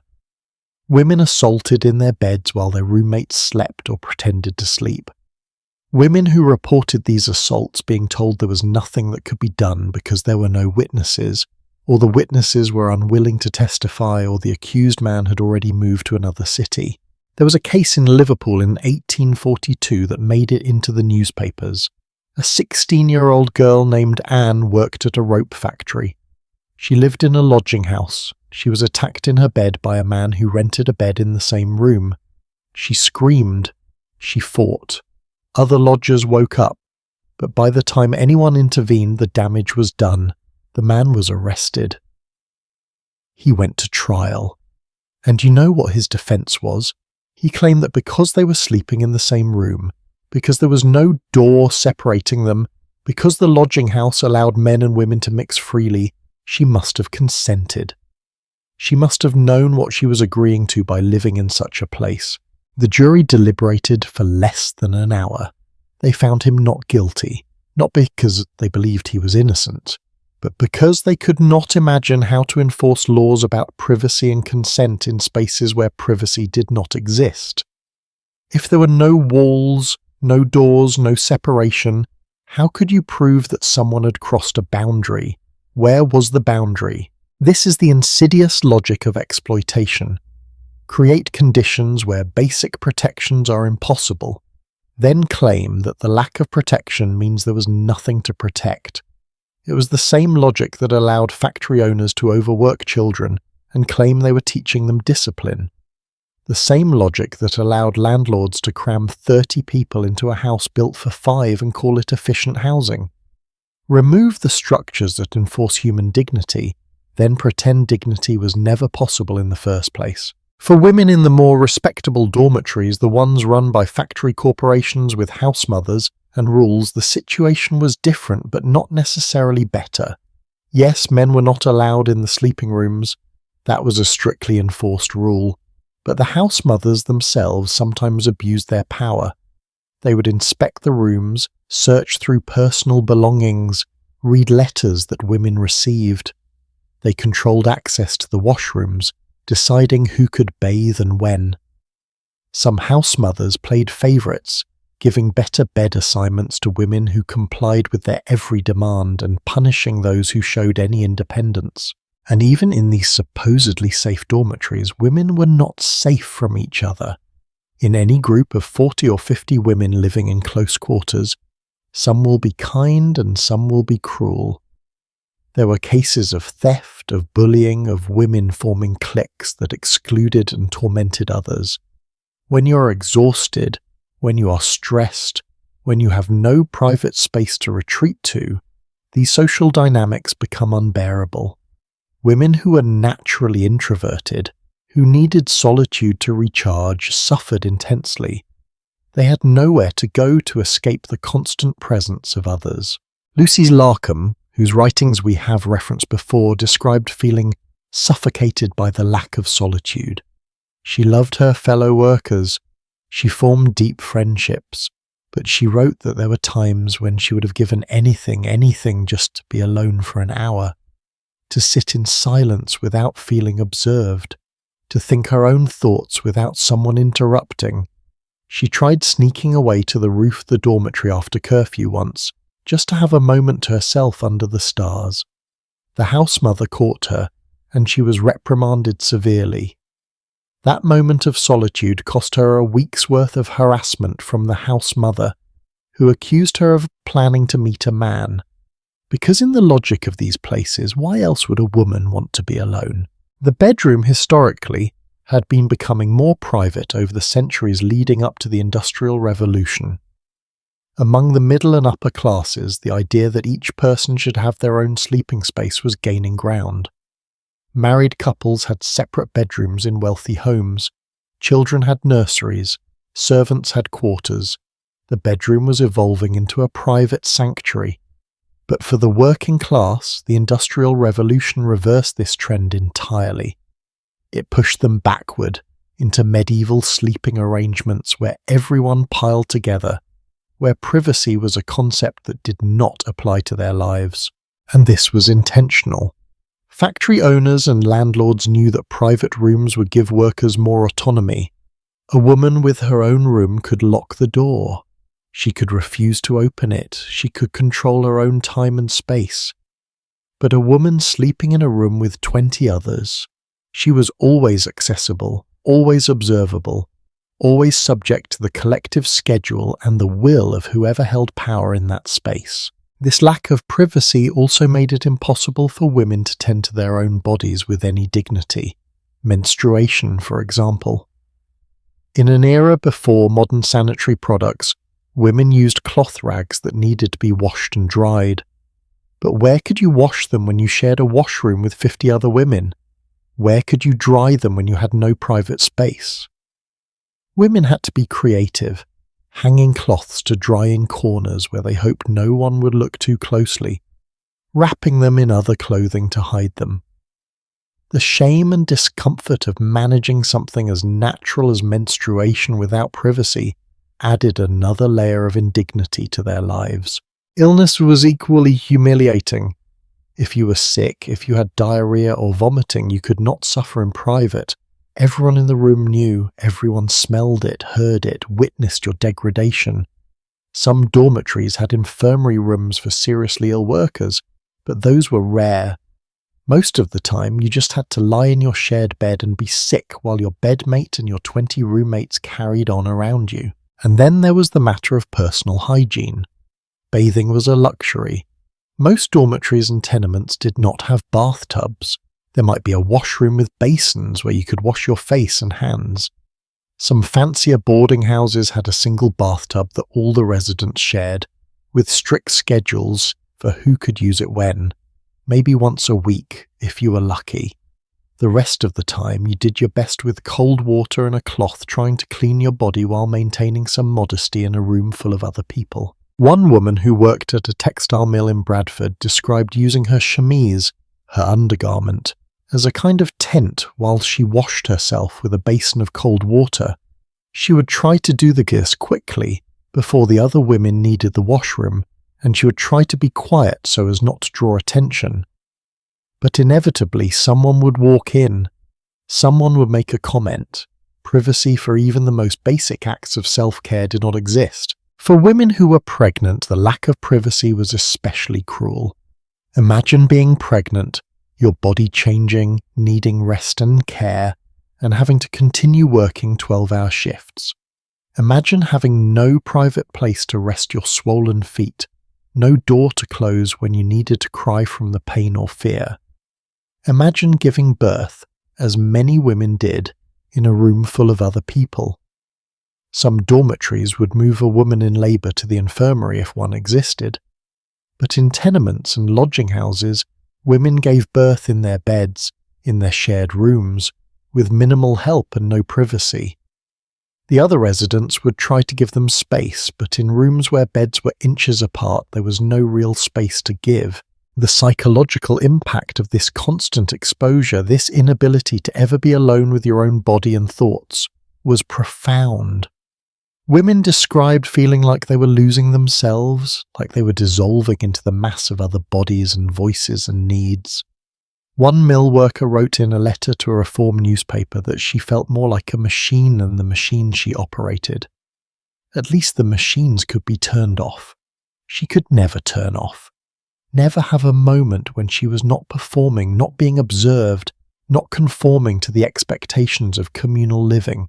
And here is what I want you to understand. This was not accidental.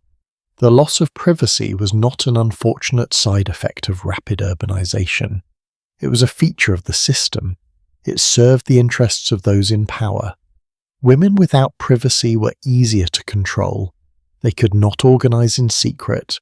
They could not hide forbidden books or pamphlets. They could not have private conversations about forming unions or going on strike. Everything they said, everything they did, was potentially observable by house mothers or informers or other workers who might report them to management. Privacy is political.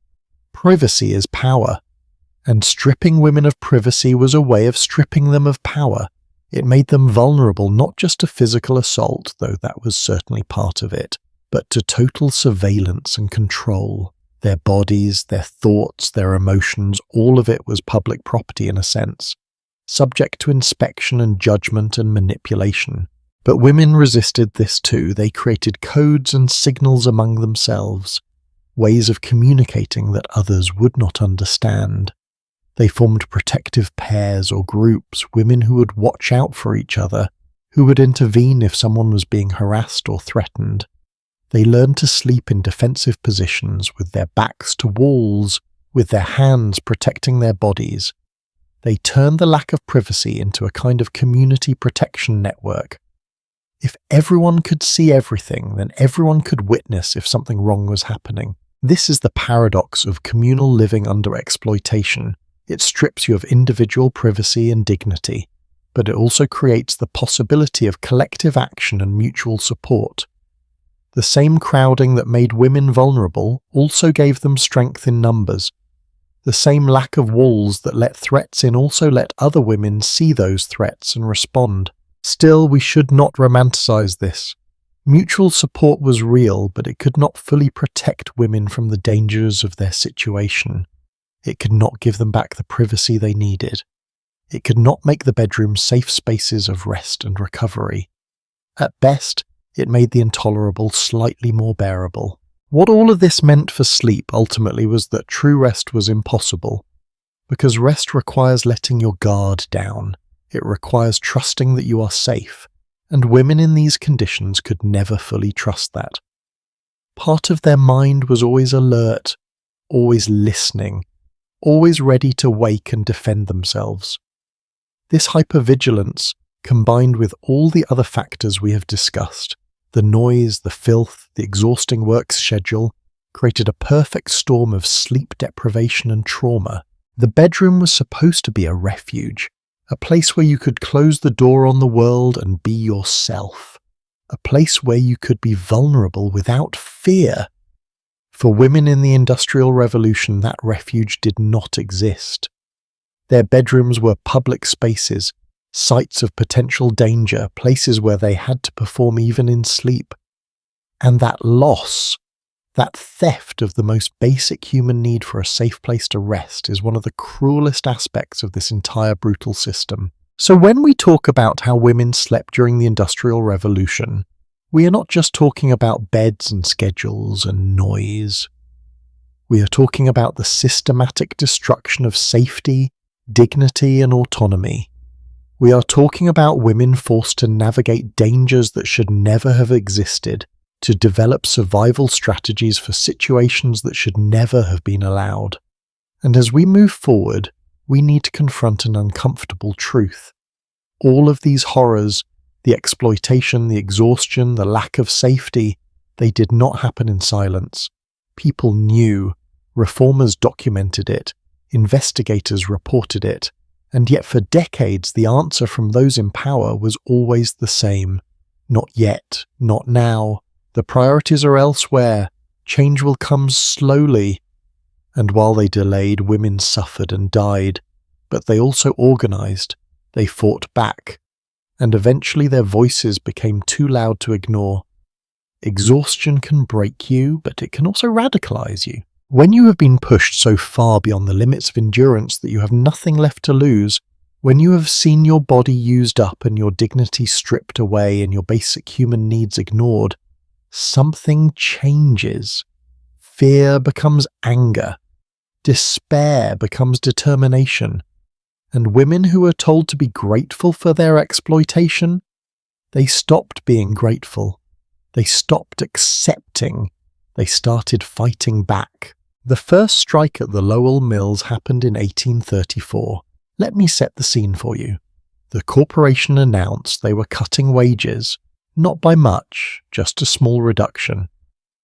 But for women already struggling to send money home to their families, already barely making ends meet after paying for their room and board, any reduction was catastrophic. The announcement was made on a Friday. The cut would take effect the following Monday. The corporation expected compliance. They expected the women to simply accept it, to keep their heads down and keep working. They were wrong. On Monday morning, when the factory bell rang at 4:30, something unprecedented happened. The women did not go to their machines.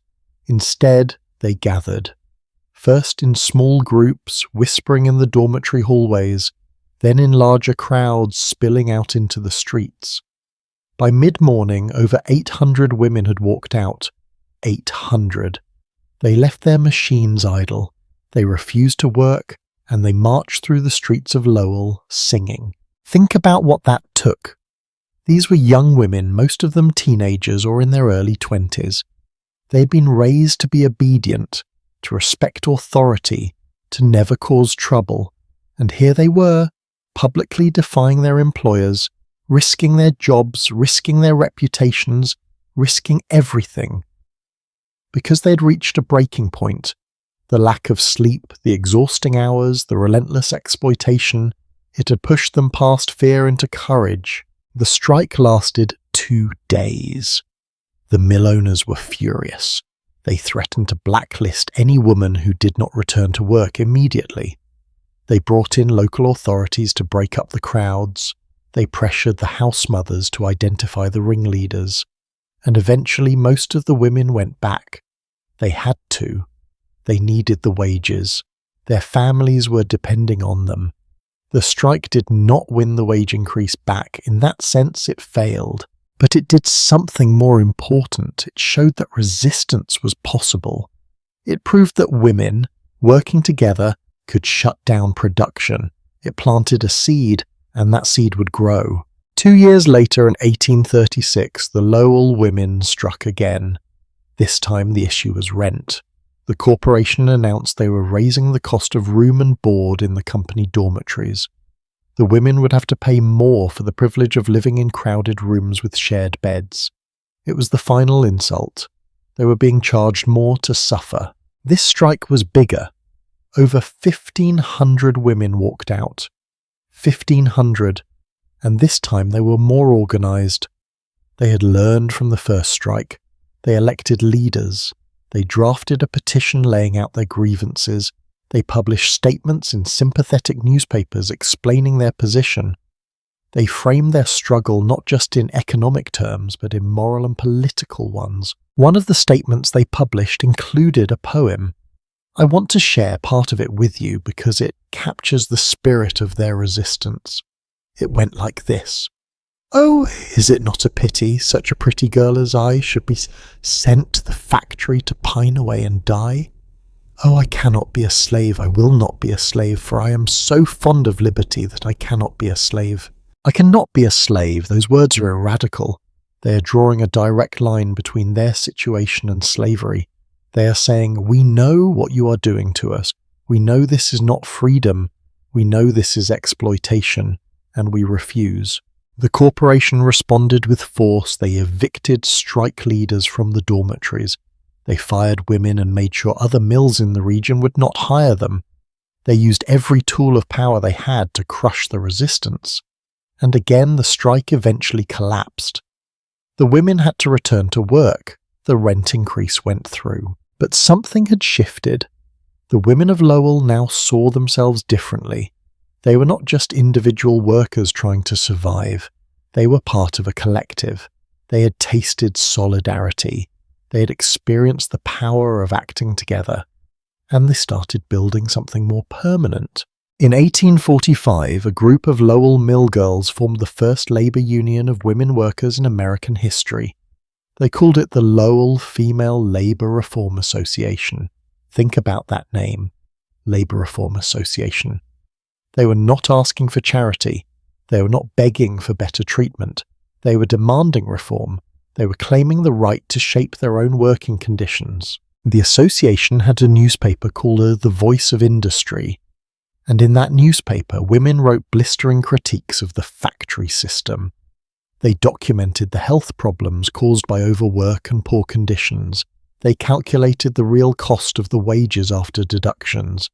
They exposed the hypocrisy of corporations that claim to care about moral uplift while destroying women's bodies and spirits. They were investigative journalists, labour organisers, and public intellectuals all at once. One of the leaders of the association was a woman named Sarah Bagley. She'd worked in the Lowell mills for 8 years. She knew the system from the inside, and she was brilliant, articulate, fearless. She gave speeches. She testified before the Massachusetts state legislature. She organised petition campaigns demanding a 10-hour workday instead of the standard 12 to 14 hours. In 1845, Sarah Bagley and the association collected over 2,000 signatures on a petition to the legislature. 2,000 workers, most of them women, demanding the right to work fewer hours, demanding the right to have more time for sleep, for rest, for their own lives. The petition was presented to a legislative committee. The committee held hearings, and for the first time, working women were able to speak directly to the men who made the laws. Sarah Bagley testified about the health effects of long hours. She described women fainting at their machines from exhaustion. She talked about the respiratory diseases caused by cotton dust. She presented evidence that the death rate among mill workers was higher than the general population. She made the case clearly and powerfully that shorter hours were not a luxury, they were a necessity for human survival. The committee listened. They wrote a report acknowledging the terrible conditions. They said that the testimony was compelling and the grievances were real. And then they did nothing. They recommended no legislation. They said that any regulation of working hours would interfere with the free market and harm business. The petition was denied. Can you imagine the frustration, the betrayal? You organize thousands of workers, you collect signatures, you present evidence, you speak truth to power, and the response is, yes, we believe you, yes, you are suffering, but we will not help you because it might hurt profits. Sarah Bagley and the other women did not give up. They kept organizing, they kept writing, they kept pushing, and slowly, painfully slowly, they started to see results. Not from the goodness of the factory owners' hearts, not from legislators suddenly developing a conscience, but because the pressure became too great to ignore, because strikes kept happening, because workers kept organizing, because the moral case against exploitation became too obvious to deny. In 1847, England passed the 10 Hours Act. It limited the working day for women and children to 10 hours, not 8, not even 9. 10 hours was considered a radical victory. Factory owners fought it. They claimed it would destroy British industry. They found loopholes and ways around it. But it was a step. It was proof that change was possible. The movement for shorter hours was explicitly about sleep. The 10-hour advocates argued that workers needed time for rest, for meals, for basic self-care. They calculated that with a 10-hour workday, workers might actually get 7 or even 8 hours of sleep. Imagine that being a radical demand, 8 hours of sleep. Something we now consider basic was, in the 1840s, a revolutionary goal that required decades of struggle to achieve. In America, the fight took longer. Massachusetts finally passed a 10-hour law in 1874. Other states followed gradually over the next several decades, but these laws were often weakly enforced. Factories found ways around them. Women who demanded their legal right to a 10-hour day were fired. The gap between law and reality remained wide. But the organizing continued. Women formed more unions. They allied with male workers who were fighting similar battles. They connected with broader reform movements, abolitionists who saw the parallels between slavery and wage slavery, suffragists who understood that women needed political power to protect their economic rights. The struggle for rest became intertwined with the struggle for basic human dignity and democratic rights. There were victories and setbacks. There were strikes that succeeded and strikes that were crushed. There were women who became leaders and were celebrated, and women who were blacklisted and disappeared into poverty. History remembers some names like Sarah Bagley and Lucy Larcom and Harriet Robinson, but thousands of others remain anonymous. Women who showed up to meetings after working all day, women who signed petitions knowing they might lose their jobs, women who walked picket lines in the cold, women whose names we will never know but whose courage made change possible. And here is what I want you to understand about this resistance. It was not just about wages or hours, it was about reclaiming their humanity. The factory system treated women as machines, as units of production, as bodies to be used up and discarded. And by organizing, by striking, by demanding better conditions, women were saying, we are not machines. We are human beings. We have bodies that need rest.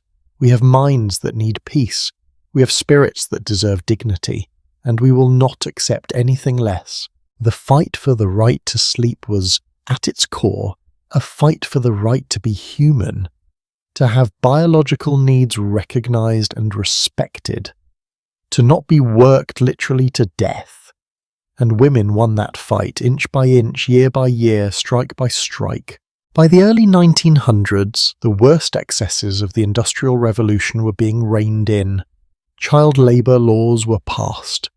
Maximum hour laws were strengthened and enforced more consistently. Factory safety regulations were created after too many deadly fires and industrial accidents. The 8-hour workday, which had seemed impossible, became standard in many industries by the 1920s. These changes did not happen because factory owners had a change of heart. They happened because workers, and especially women workers, organized and fought and refused to accept the unacceptable.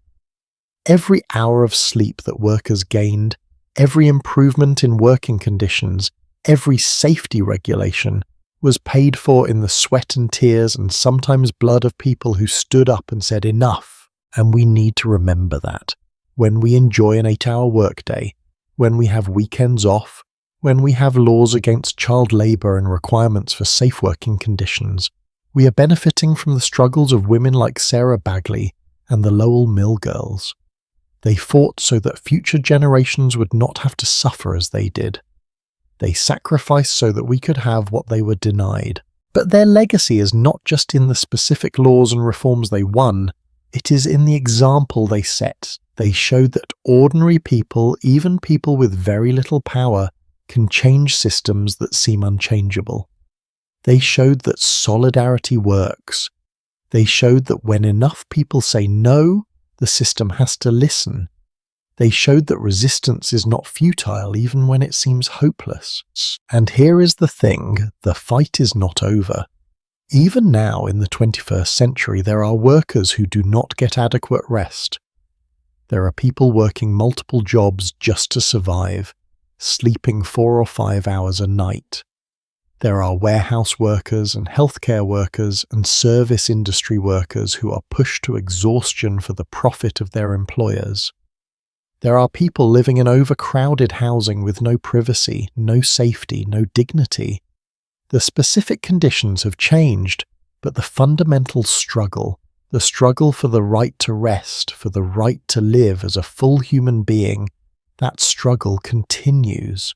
The women of the Industrial Revolution teach us that this struggle can be won, not easily, not quickly, but persistently, collectively, courageously. They teach us that change requires organization, requires solidarity, requires people willing to take risks for the common good. They teach us that the powerful will not give up their power voluntarily. It has to be taken step by step through collective action. So when you lie down to sleep tonight, in your own bed, in your own room, with your door closed and your alarm set for a reasonable hour, remember the women who fought for that to be possible. Remember that rest was not always a right, it had to be won, and remember that it can be lost if we do not defend it. The legacy of the Lowell Mill girls, of Sarah Bagley, of all the unnamed women who organised and struck and demanded better, that legacy lives on. It lives in every law that protects workers. It lives in every union that fights for better conditions. And it lives in us, if we choose to carry it forward. But even as reforms slowly improved conditions for some workers, we have to acknowledge a hard truth. Not everyone benefited equally. Not every woman's suffering was addressed. Because the reform movements of the 19th century, as powerful as they were, had blind spots.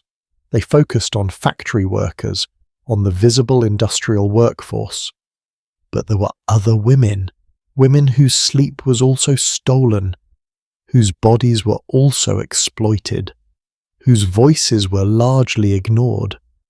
And their story, the story of domestic workers and the women who fell through the cracks of reform, that is a crucial part of this history that we cannot overlook.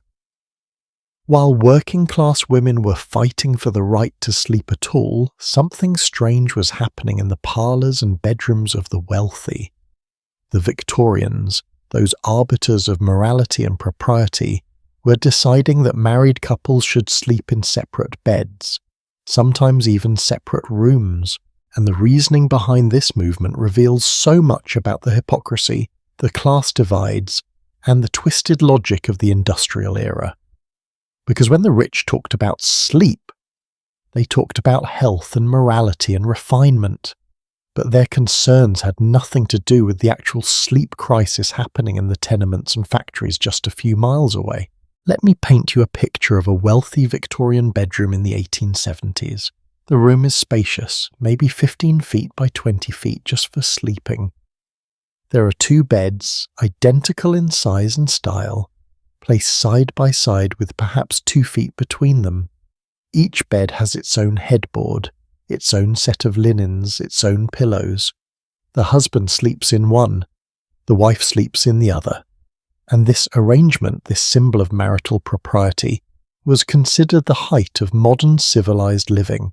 Now compare that to what we have been discussing.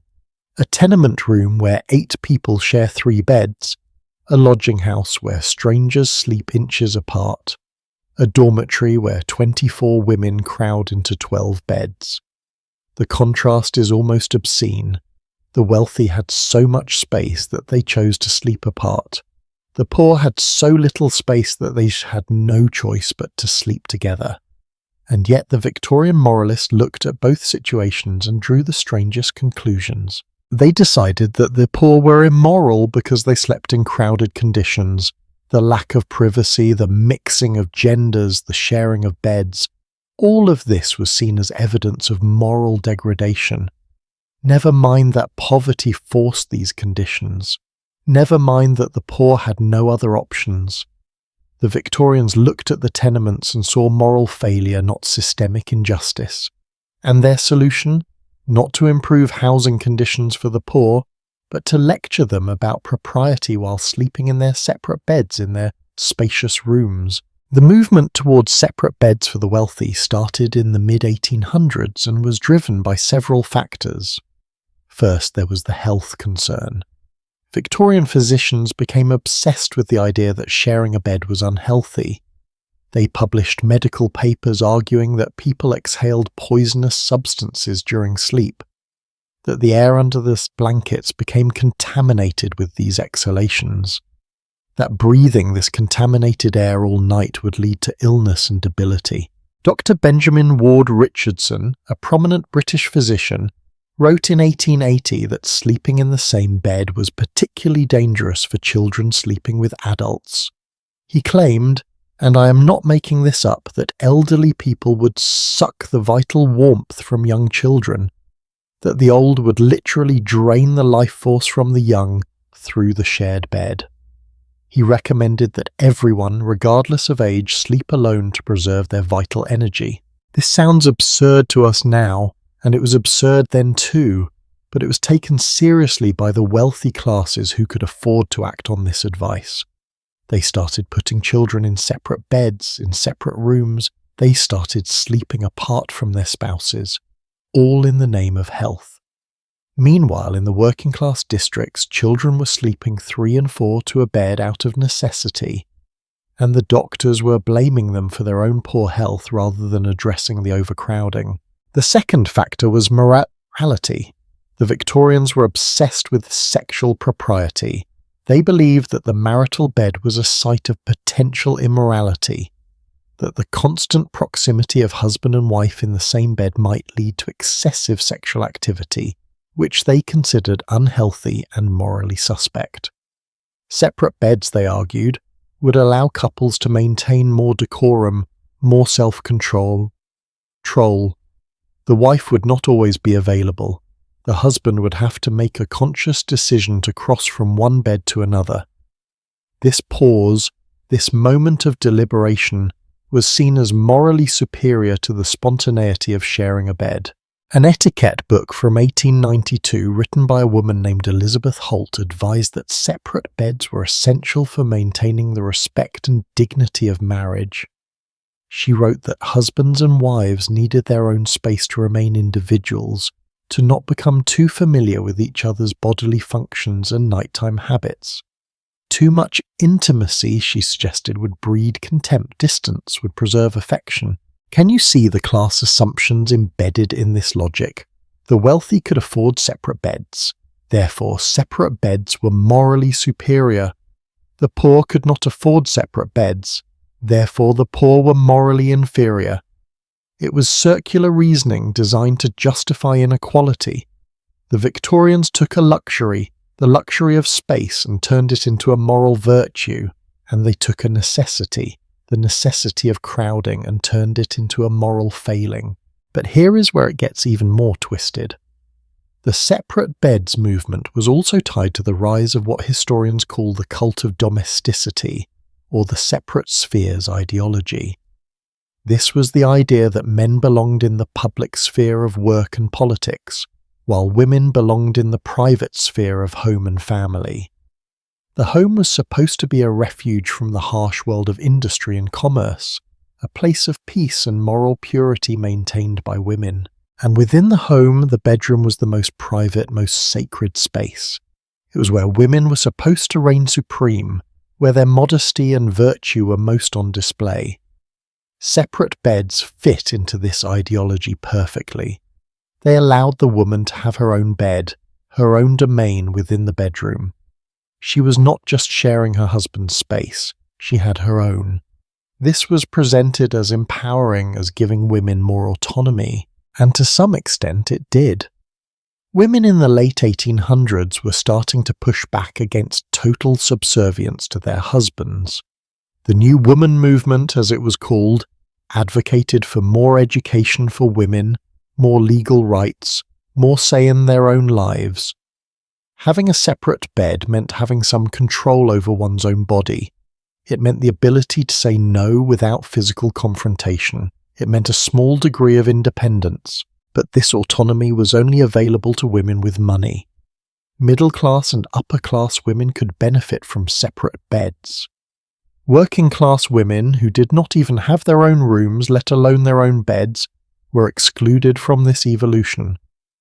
And when reformers talked about improving women's lot in life, they often meant improving the lives of respectable middle-class women, not addressing the brutal exploitation of factory workers and domestic servants. Speaking of domestic servants,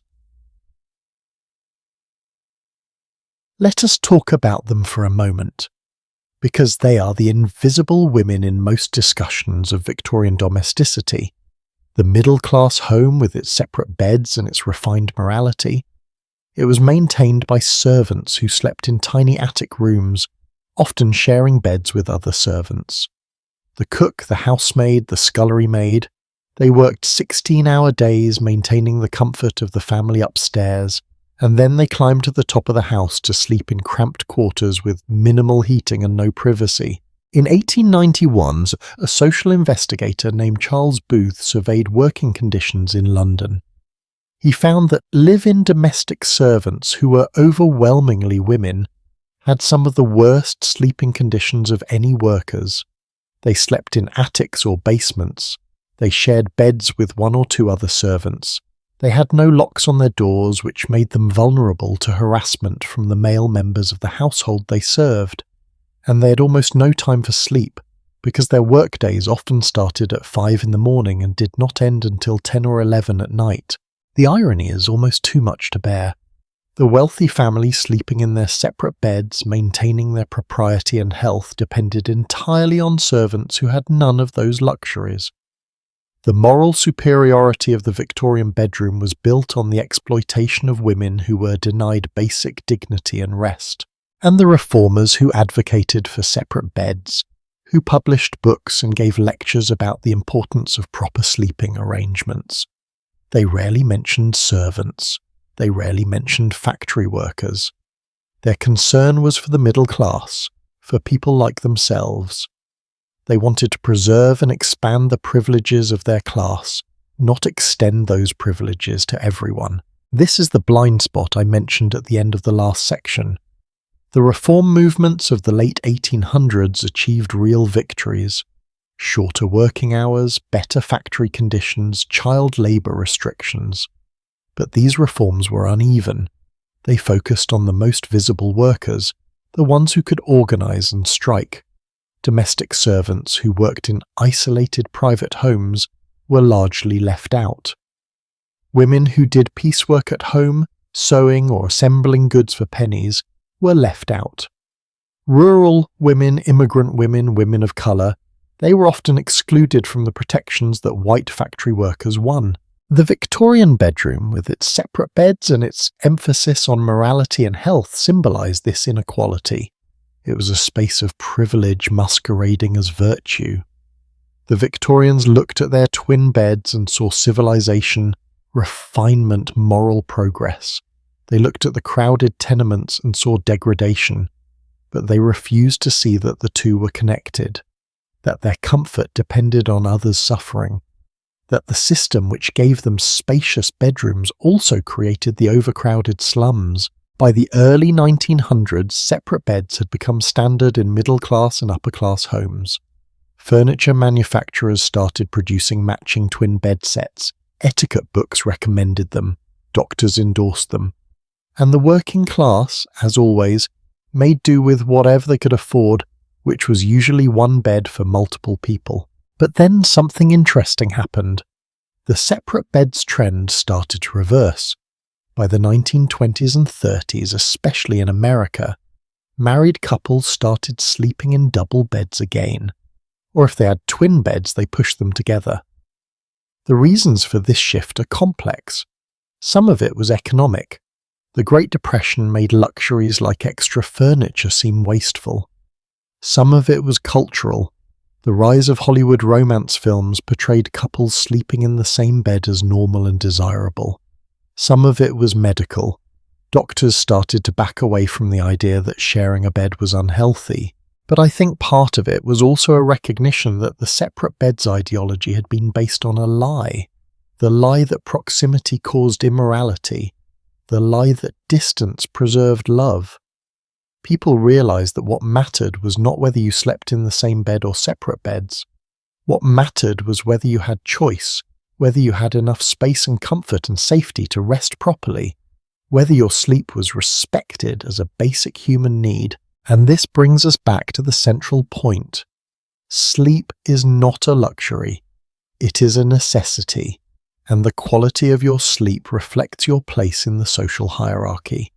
The Victorians could debate twin beds versus double beds because they had the luxury of choice. Working class women could not debate anything. They took whatever bed was available, shared it with whoever they had to share it with, and got whatever sleep they could manage between shifts. The separate beds movement was a distraction. It allowed the wealthy to focus on their own refinement while ignoring the sleep crisis affecting the majority of the population. It turned a question of basic human rights, the right to adequate rest, into a question of personal morality and choice.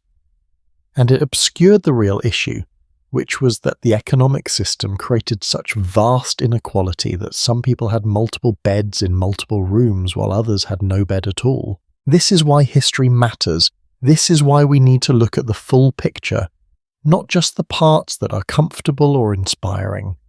Yes, women organised and fought for better conditions. Yes, reforms were won. But those reforms were incomplete. They left many women behind. And understanding that incompleteness helps us see the work that still remains. Because even today, the quality of your sleep is determined largely by your economic status. People with money have comfortable beds, quiet rooms, control over their schedules. People without money sleep in overcrowded apartments, work night shifts that destroy their circadian rhythms, sacrifice sleep to work multiple jobs. The specifics have changed, but the basic pattern remains. Sleep inequality reflects economic inequality. The Victorian obsession with separate beds seems quaint to us now, almost silly. But the underlying dynamic, the way that privilege creates the illusion of moral superiority, that dynamic is still with us. We look at our own comfortable beds and think we earned them through hard work. We look at people sleeping in cars or shelters and wonder what they did wrong. We individualize what is actually a systemic problem. The women of the Industrial Revolution, both the ones who fought for reform and the ones who were left behind, they teach us to see the system, to recognize that comfort and suffering are connected, that our rest is built on someone else's labor, and that real change requires addressing the root causes of inequality, not just treating the symptoms or moralizing about individual choices. As we approach the end of this journey through the nights of the Industrial Revolution, we need to ask ourselves what all of this suffering and struggle and resistance ultimately means. What did women gain? What did they lose? What scars did this era leave on the bodies and souls of the women who lived through it? And how do we, here in the 21st century, inherit both the victories they won and the wounds they sustained? The legacy of industrial sleep is complex, and understanding it requires us to hold space for both hope and grief, both progress and ongoing injustice. Bodies remember. Even when we forget, even when we move on, even when we tell ourselves we have healed, our bodies keep the score.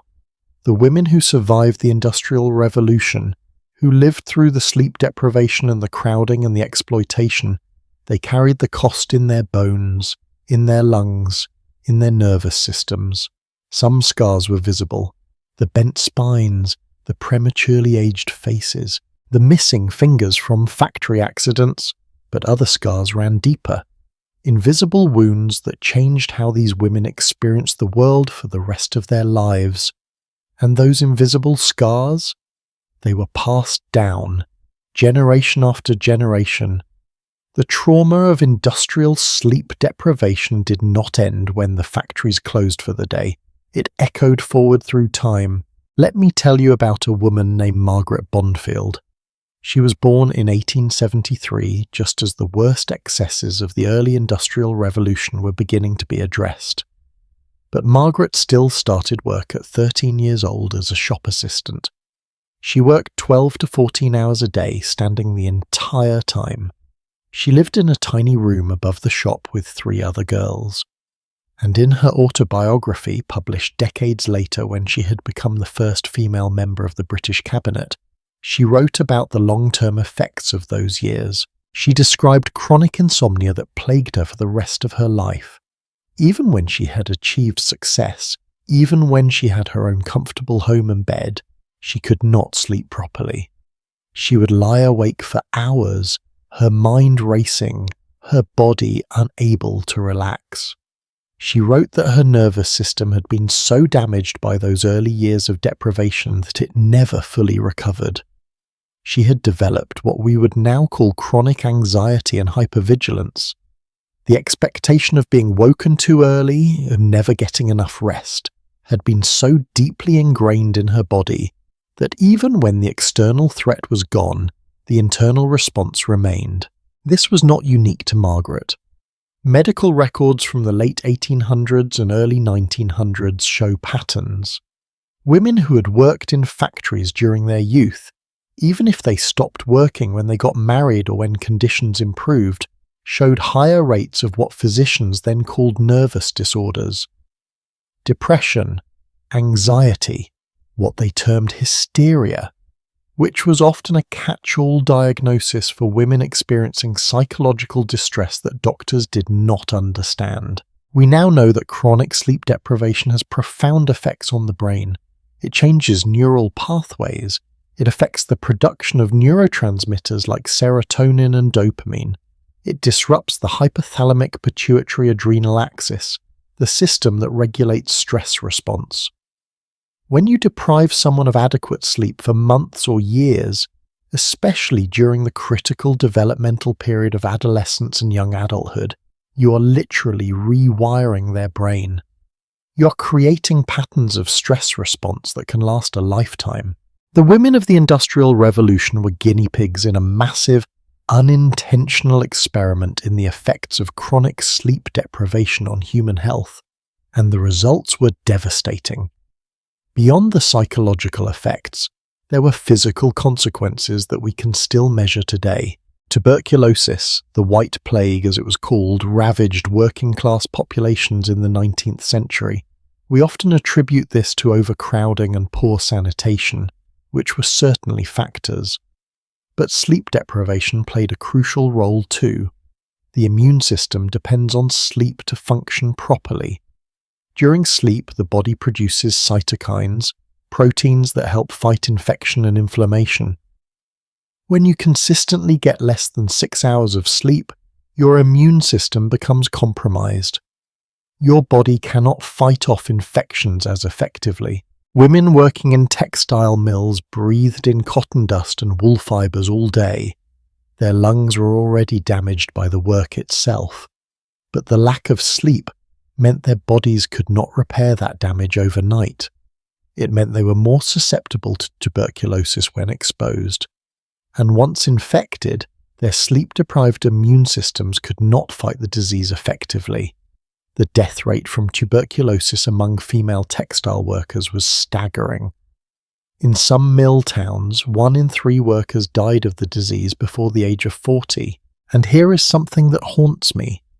The women who survived, who made it past those brutal working years, they often lived with chronic respiratory problems for the rest of their lives.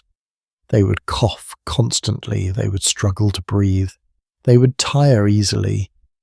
Their bodies had been so damaged by the combination of industrial exposure and inadequate rest that they never fully healed. There were reproductive consequences too.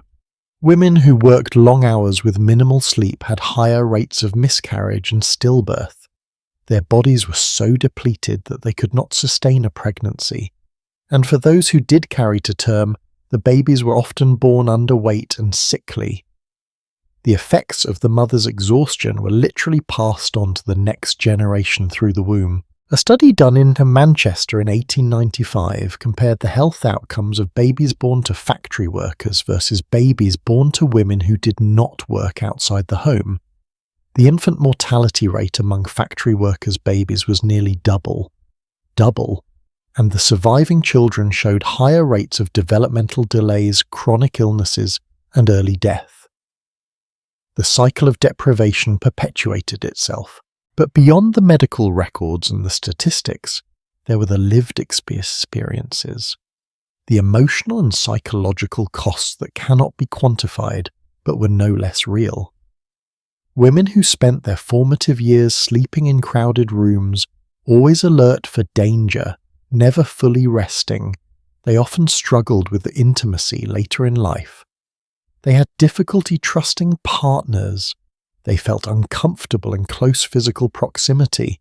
The trauma of forced communal living had made solitude precious and closeness threatening. One oral history project in the 1970s interviewed elderly women who had worked in the mills as young girls.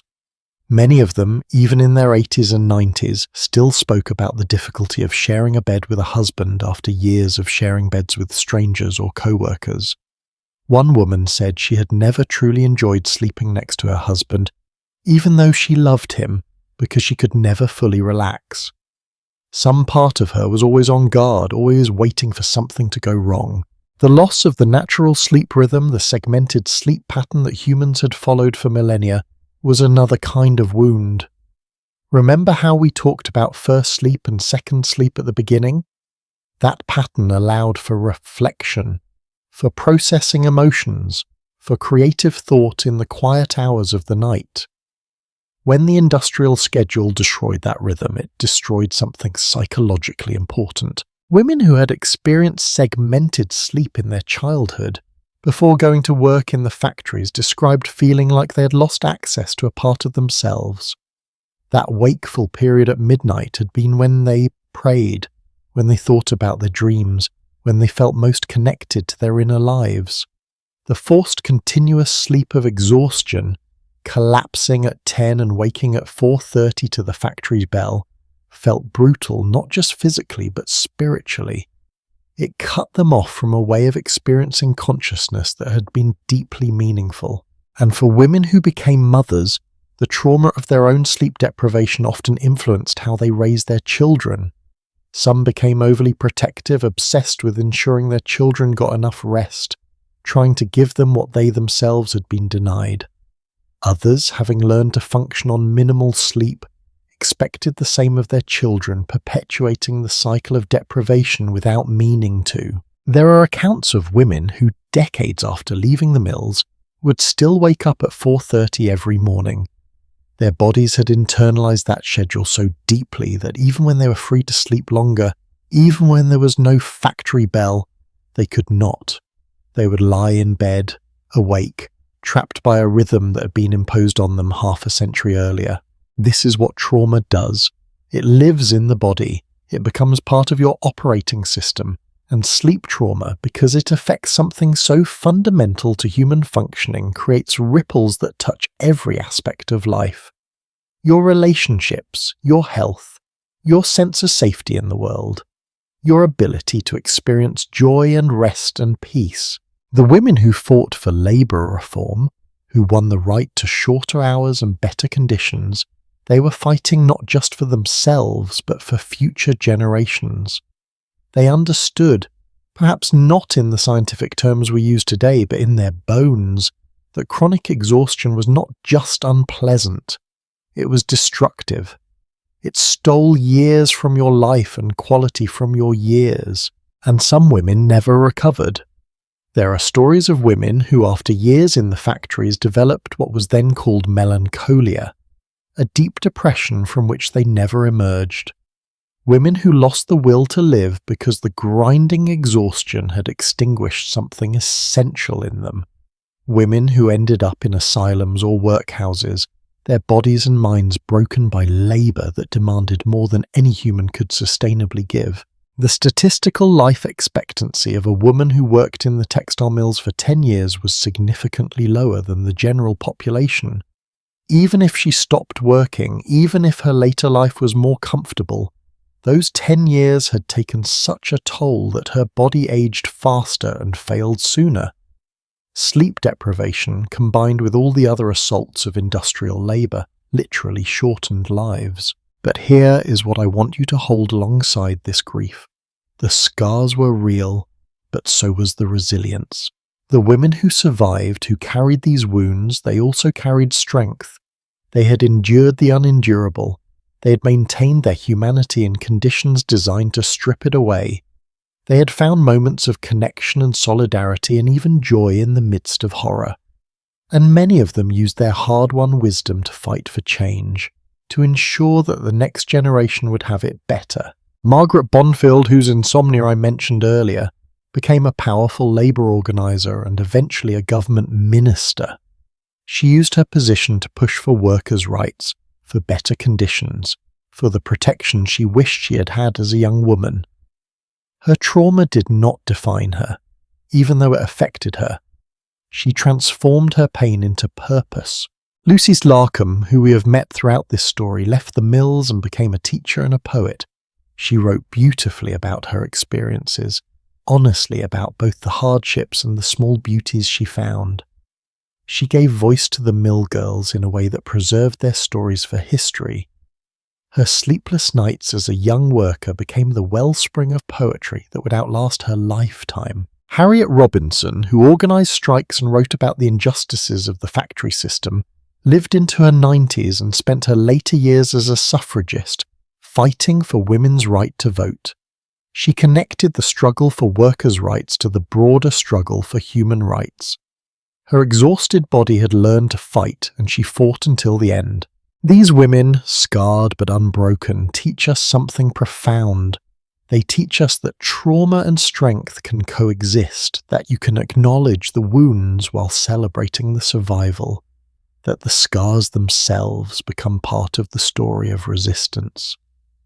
Every time Margaret woke at 3 a.m, unable to return to sleep, she carried the evidence of industrial cruelty in her own nervous system.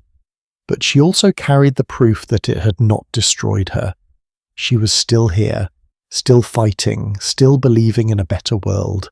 The legacy of industrial sleep deprivation is complex. It is not just the reforms that were won or the conditions that improved. It is also the intergenerational transmission of trauma, the bodies that never fully healed, the psychological patterns that persisted long after the factories fell silent. We carry that legacy still, in our cultural attitudes toward sleep, toward rest, toward the value we place on productivity over health, in the way we push ourselves and others to exhaustion in the name of success, in the workers who are still being denied adequate rest in the pursuit of profit. But we also carry the legacy of resistance, the knowledge that change is possible, the example of ordinary people organizing to demand basic human dignity, the courage of women who said, "This is not acceptable, we deserve better, and we will fight until we get it." That legacy lives too, and it calls to us across the decades, reminding us that the struggle for rest, for dignity, for the right to be fully human is never finished. It is always ongoing, and it needs each generation to take up the cause anew. So as we stand here, at the end of this long journey through the sleepless nights of industrial women, we have to ask ourselves, what now? What do we do with this knowledge? How do we honour the women who suffered and fought and survived? How do we ensure that their sacrifices led to lasting change and not just temporary improvement? How do we carry forward the legacy they left us, both the wounds and the victories, both the scars and the strength? Every night, when you turn off the light and close your eyes, you are participating in an act of revolution. You might not think of it that way. It feels mundane, ordinary, automatic. But the fact that you have a bed to yourself, a room with a door that closes, the legal right to work no more than 8 hours in most jobs, the weekend to recover, the expectation that sleep is important and should be protected, none of that was natural. None of that was inevitable. All of it was fought for. All of it was won through the suffering and resistance of women who decided that enough was enough. So what do we do with this legacy? How do we live in a way that honours their struggle? The answer is not simple, and I am not going to give you a neat list of action steps. Because what matters more than what you do is how you see, how you understand the world, how you recognise the connections between past and present, between your comfort and someone else's labour, between individual sleep and collective justice. First, we have to recognise that the story I have been telling you is not just history. It is happening right now. The specific details have changed, but the fundamental dynamic remains. There are women right now in this moment as you listen to this who are being denied adequate rest because of economic systems that value profit over human well-being. Let me give you some examples that might feel uncomfortably familiar. Amazon warehouse workers. Many of them are women. They work 10 or 12-hour shifts. They are monitored constantly, their every movement tracked by algorithms that measure their productivity down to the second. They cannot take bathroom breaks without it affecting their numbers. They stand or walk for the entire shift, their bodies pushed to the limit, And when they go home, many of them cannot afford housing near the warehouse, so they have long commutes. Some sleep in their cars in the warehouse parking lot because they cannot afford both rent and gas.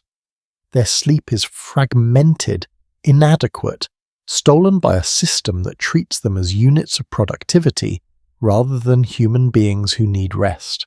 Does this sound familiar? It should. Replace the factory with the warehouse. Replace the boarding house with the car. Replace the factory bell with a smartphone notification. The technology has changed. The exploitation has not. Healthcare workers, especially nurses and nursing assistants, overwhelmingly women. They work 12-hour shifts, sometimes longer. They work nights, weekends, holidays. Their schedules rotate unpredictably, destroying any chance of maintaining a healthy circadian rhythm. They are chronically exhausted. They make mistakes because of that exhaustion, and then they are blamed for those mistakes rather than the system being blamed for demanding the impossible.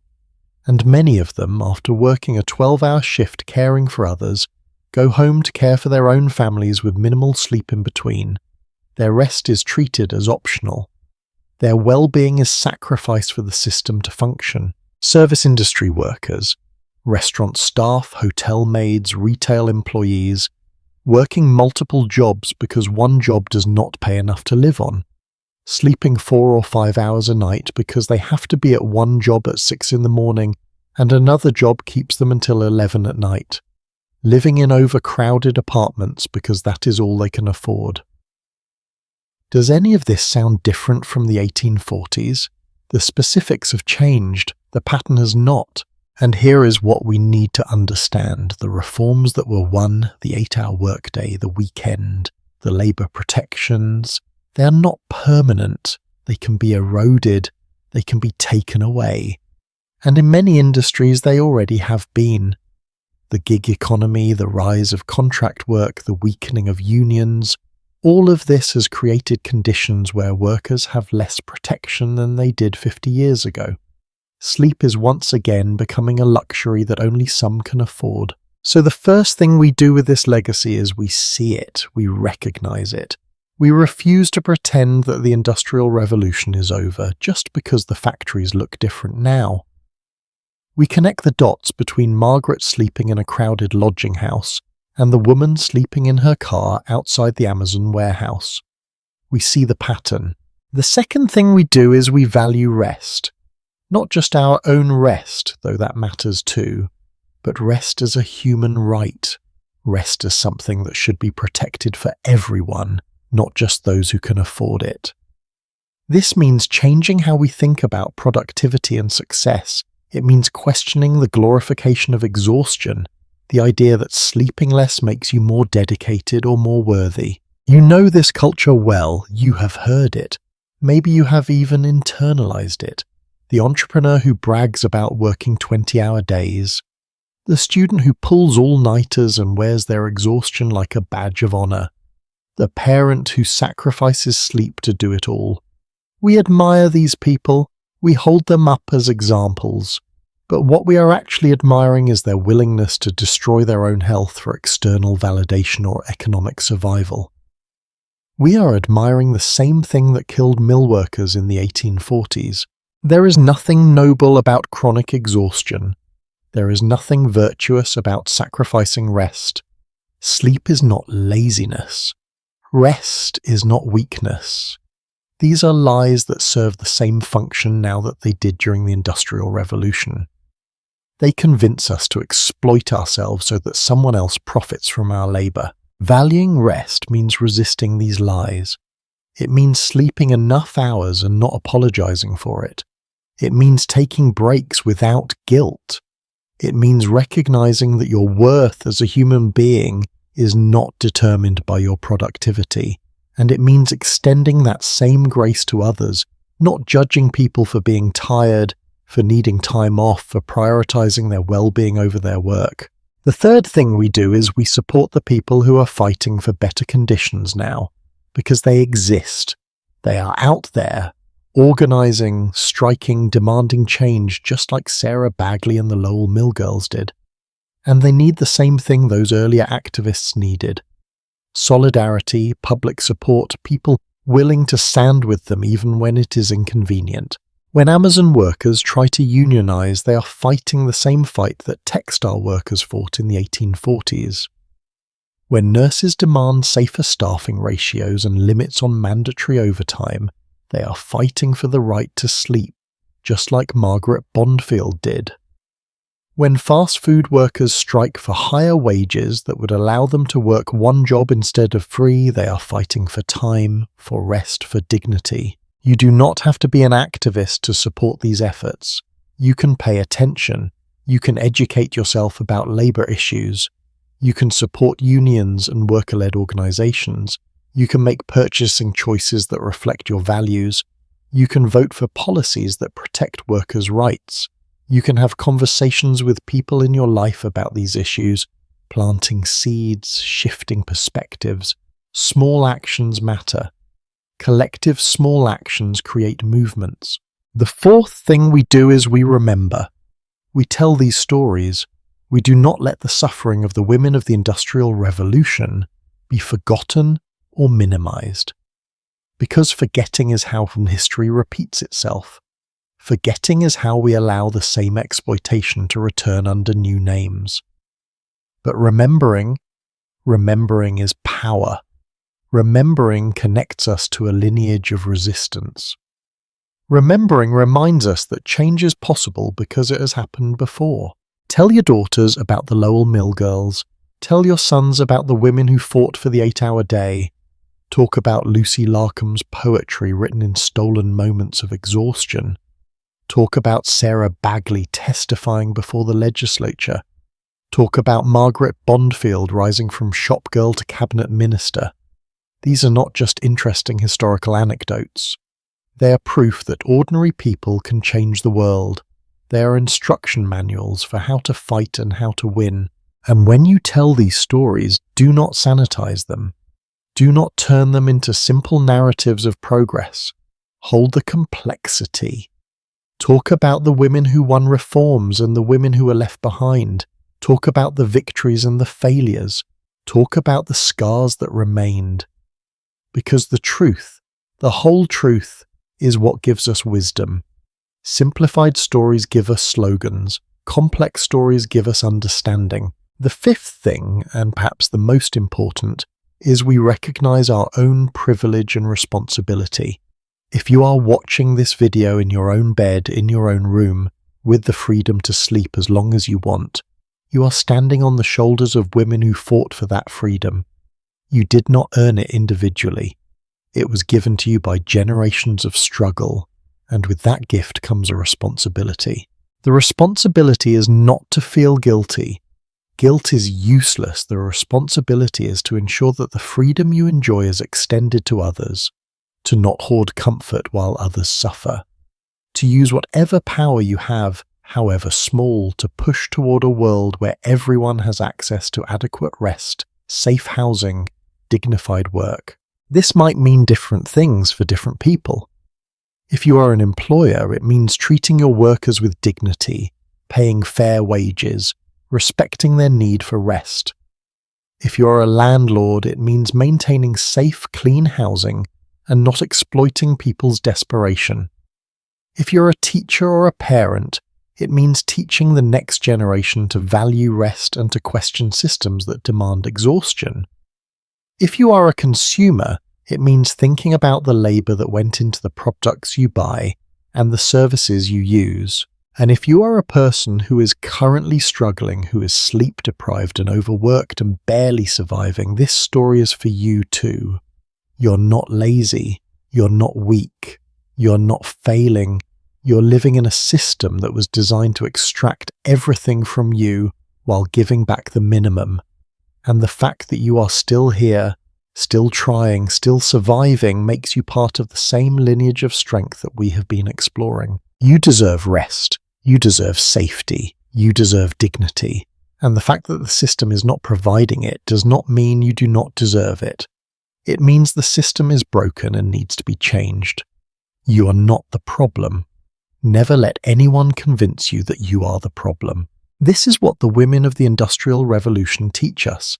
They teach us to see clearly, to name exploitation when we see it, to refuse to accept the unacceptable, to organize, to resist, to demand better, to hold on to our humanity even in conditions designed to strip it away, to find solidarity in shared struggle, to keep fighting even when the fight seems hopeless, to believe that a better world is possible because history shows us it is. Sleep, rest, the right to recover from labor, these might seem like small things, but they are not.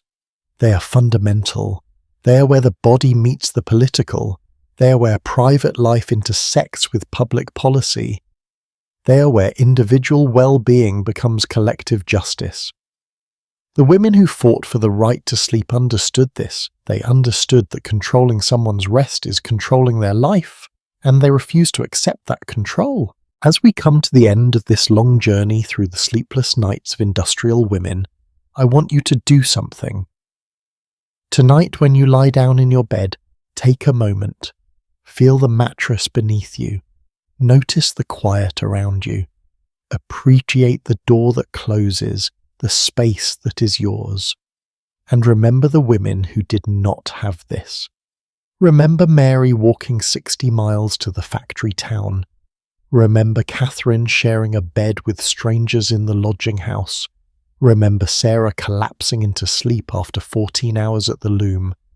Remember Margaret lying awake despite her exhaustion, her nervous system too damaged to rest. Remember them not with pity but with respect.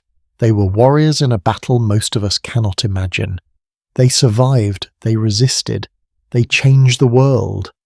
And they left us a legacy that we carry forward every time we choose rest over exhaustion, every time we support workers fighting for better conditions, every time we refuse to accept exploitation as normal.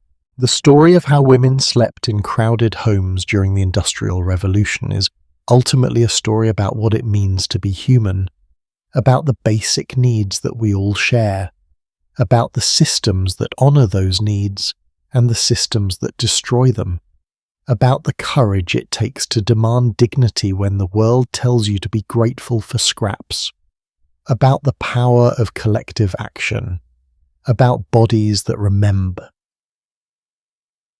and spirits that refuse to break. And it is a story that is still being written, because as long as there are people being denied adequate rest, as long as economic systems value profit over human well-being, as long as sleep remains a privilege rather than a right, the fight continues. The women of the past are calling to us across time. They are asking us to carry forward what they started, to not let their sacrifices be in vain, to build the world they dreamed of even when they could barely dream because they were too exhausted. We owe them that. We owe them everything. And the way we pay that debt is not through monuments or memorials, though those have their place. The way we pay that debt is by living differently, by seeing differently, by fighting for a world where no one has to choose between rest and survival, where everyone can close their eyes at night, knowing they are safe, knowing they will have enough time to recover, knowing their basic humanity is recognized and protected. That world is possible. The women of the Industrial Revolution proved it. They showed us that change happens, that ordinary people have power, that solidarity works, that even the most entrenched systems can be challenged and transformed. They handed us tools, a blueprint, an example. The question is, what will we do with it? Thank you for taking this journey with me through these sleepless nights. Thank you for listening to these stories of suffering and resistance and survival. Thank you for honoring these women with your attention, your time, your willingness to sit with difficult truths. I hope their stories stay with you. I hope they change how you see the world. I hope they inspire you to rest when you need rest and to fight when fighting is needed. Sleep well tonight. And when you wake, remember that you wake into a world shaped by the struggles of the past and the actions of the present. A world that needs you. That needs your clear seeing and your courage and your commitment to justice. The women we have met in this story, they did their part. Now it is our turn. And hey, if you found value in this story, if something here resonated with you or taught you something or moved you, I would love it if you subscribe to the channel, hit that like button. Share this with someone who needs to hear it. Leave a comment telling me what you think, what you learned, what questions you still have, because these conversations matter. These stories matter. And the more people who engage with them, the more we can build the kind of world those mill girls were fighting for. I will be back with more stories soon. More journeys into the parts of history that get overlooked, the people who get forgotten, the struggles that shaped our world. Until then, rest well, dream deeply, and remember that you are part of a long, beautiful, difficult legacy of people who refuse to give up on the dream of a more just world. Good night.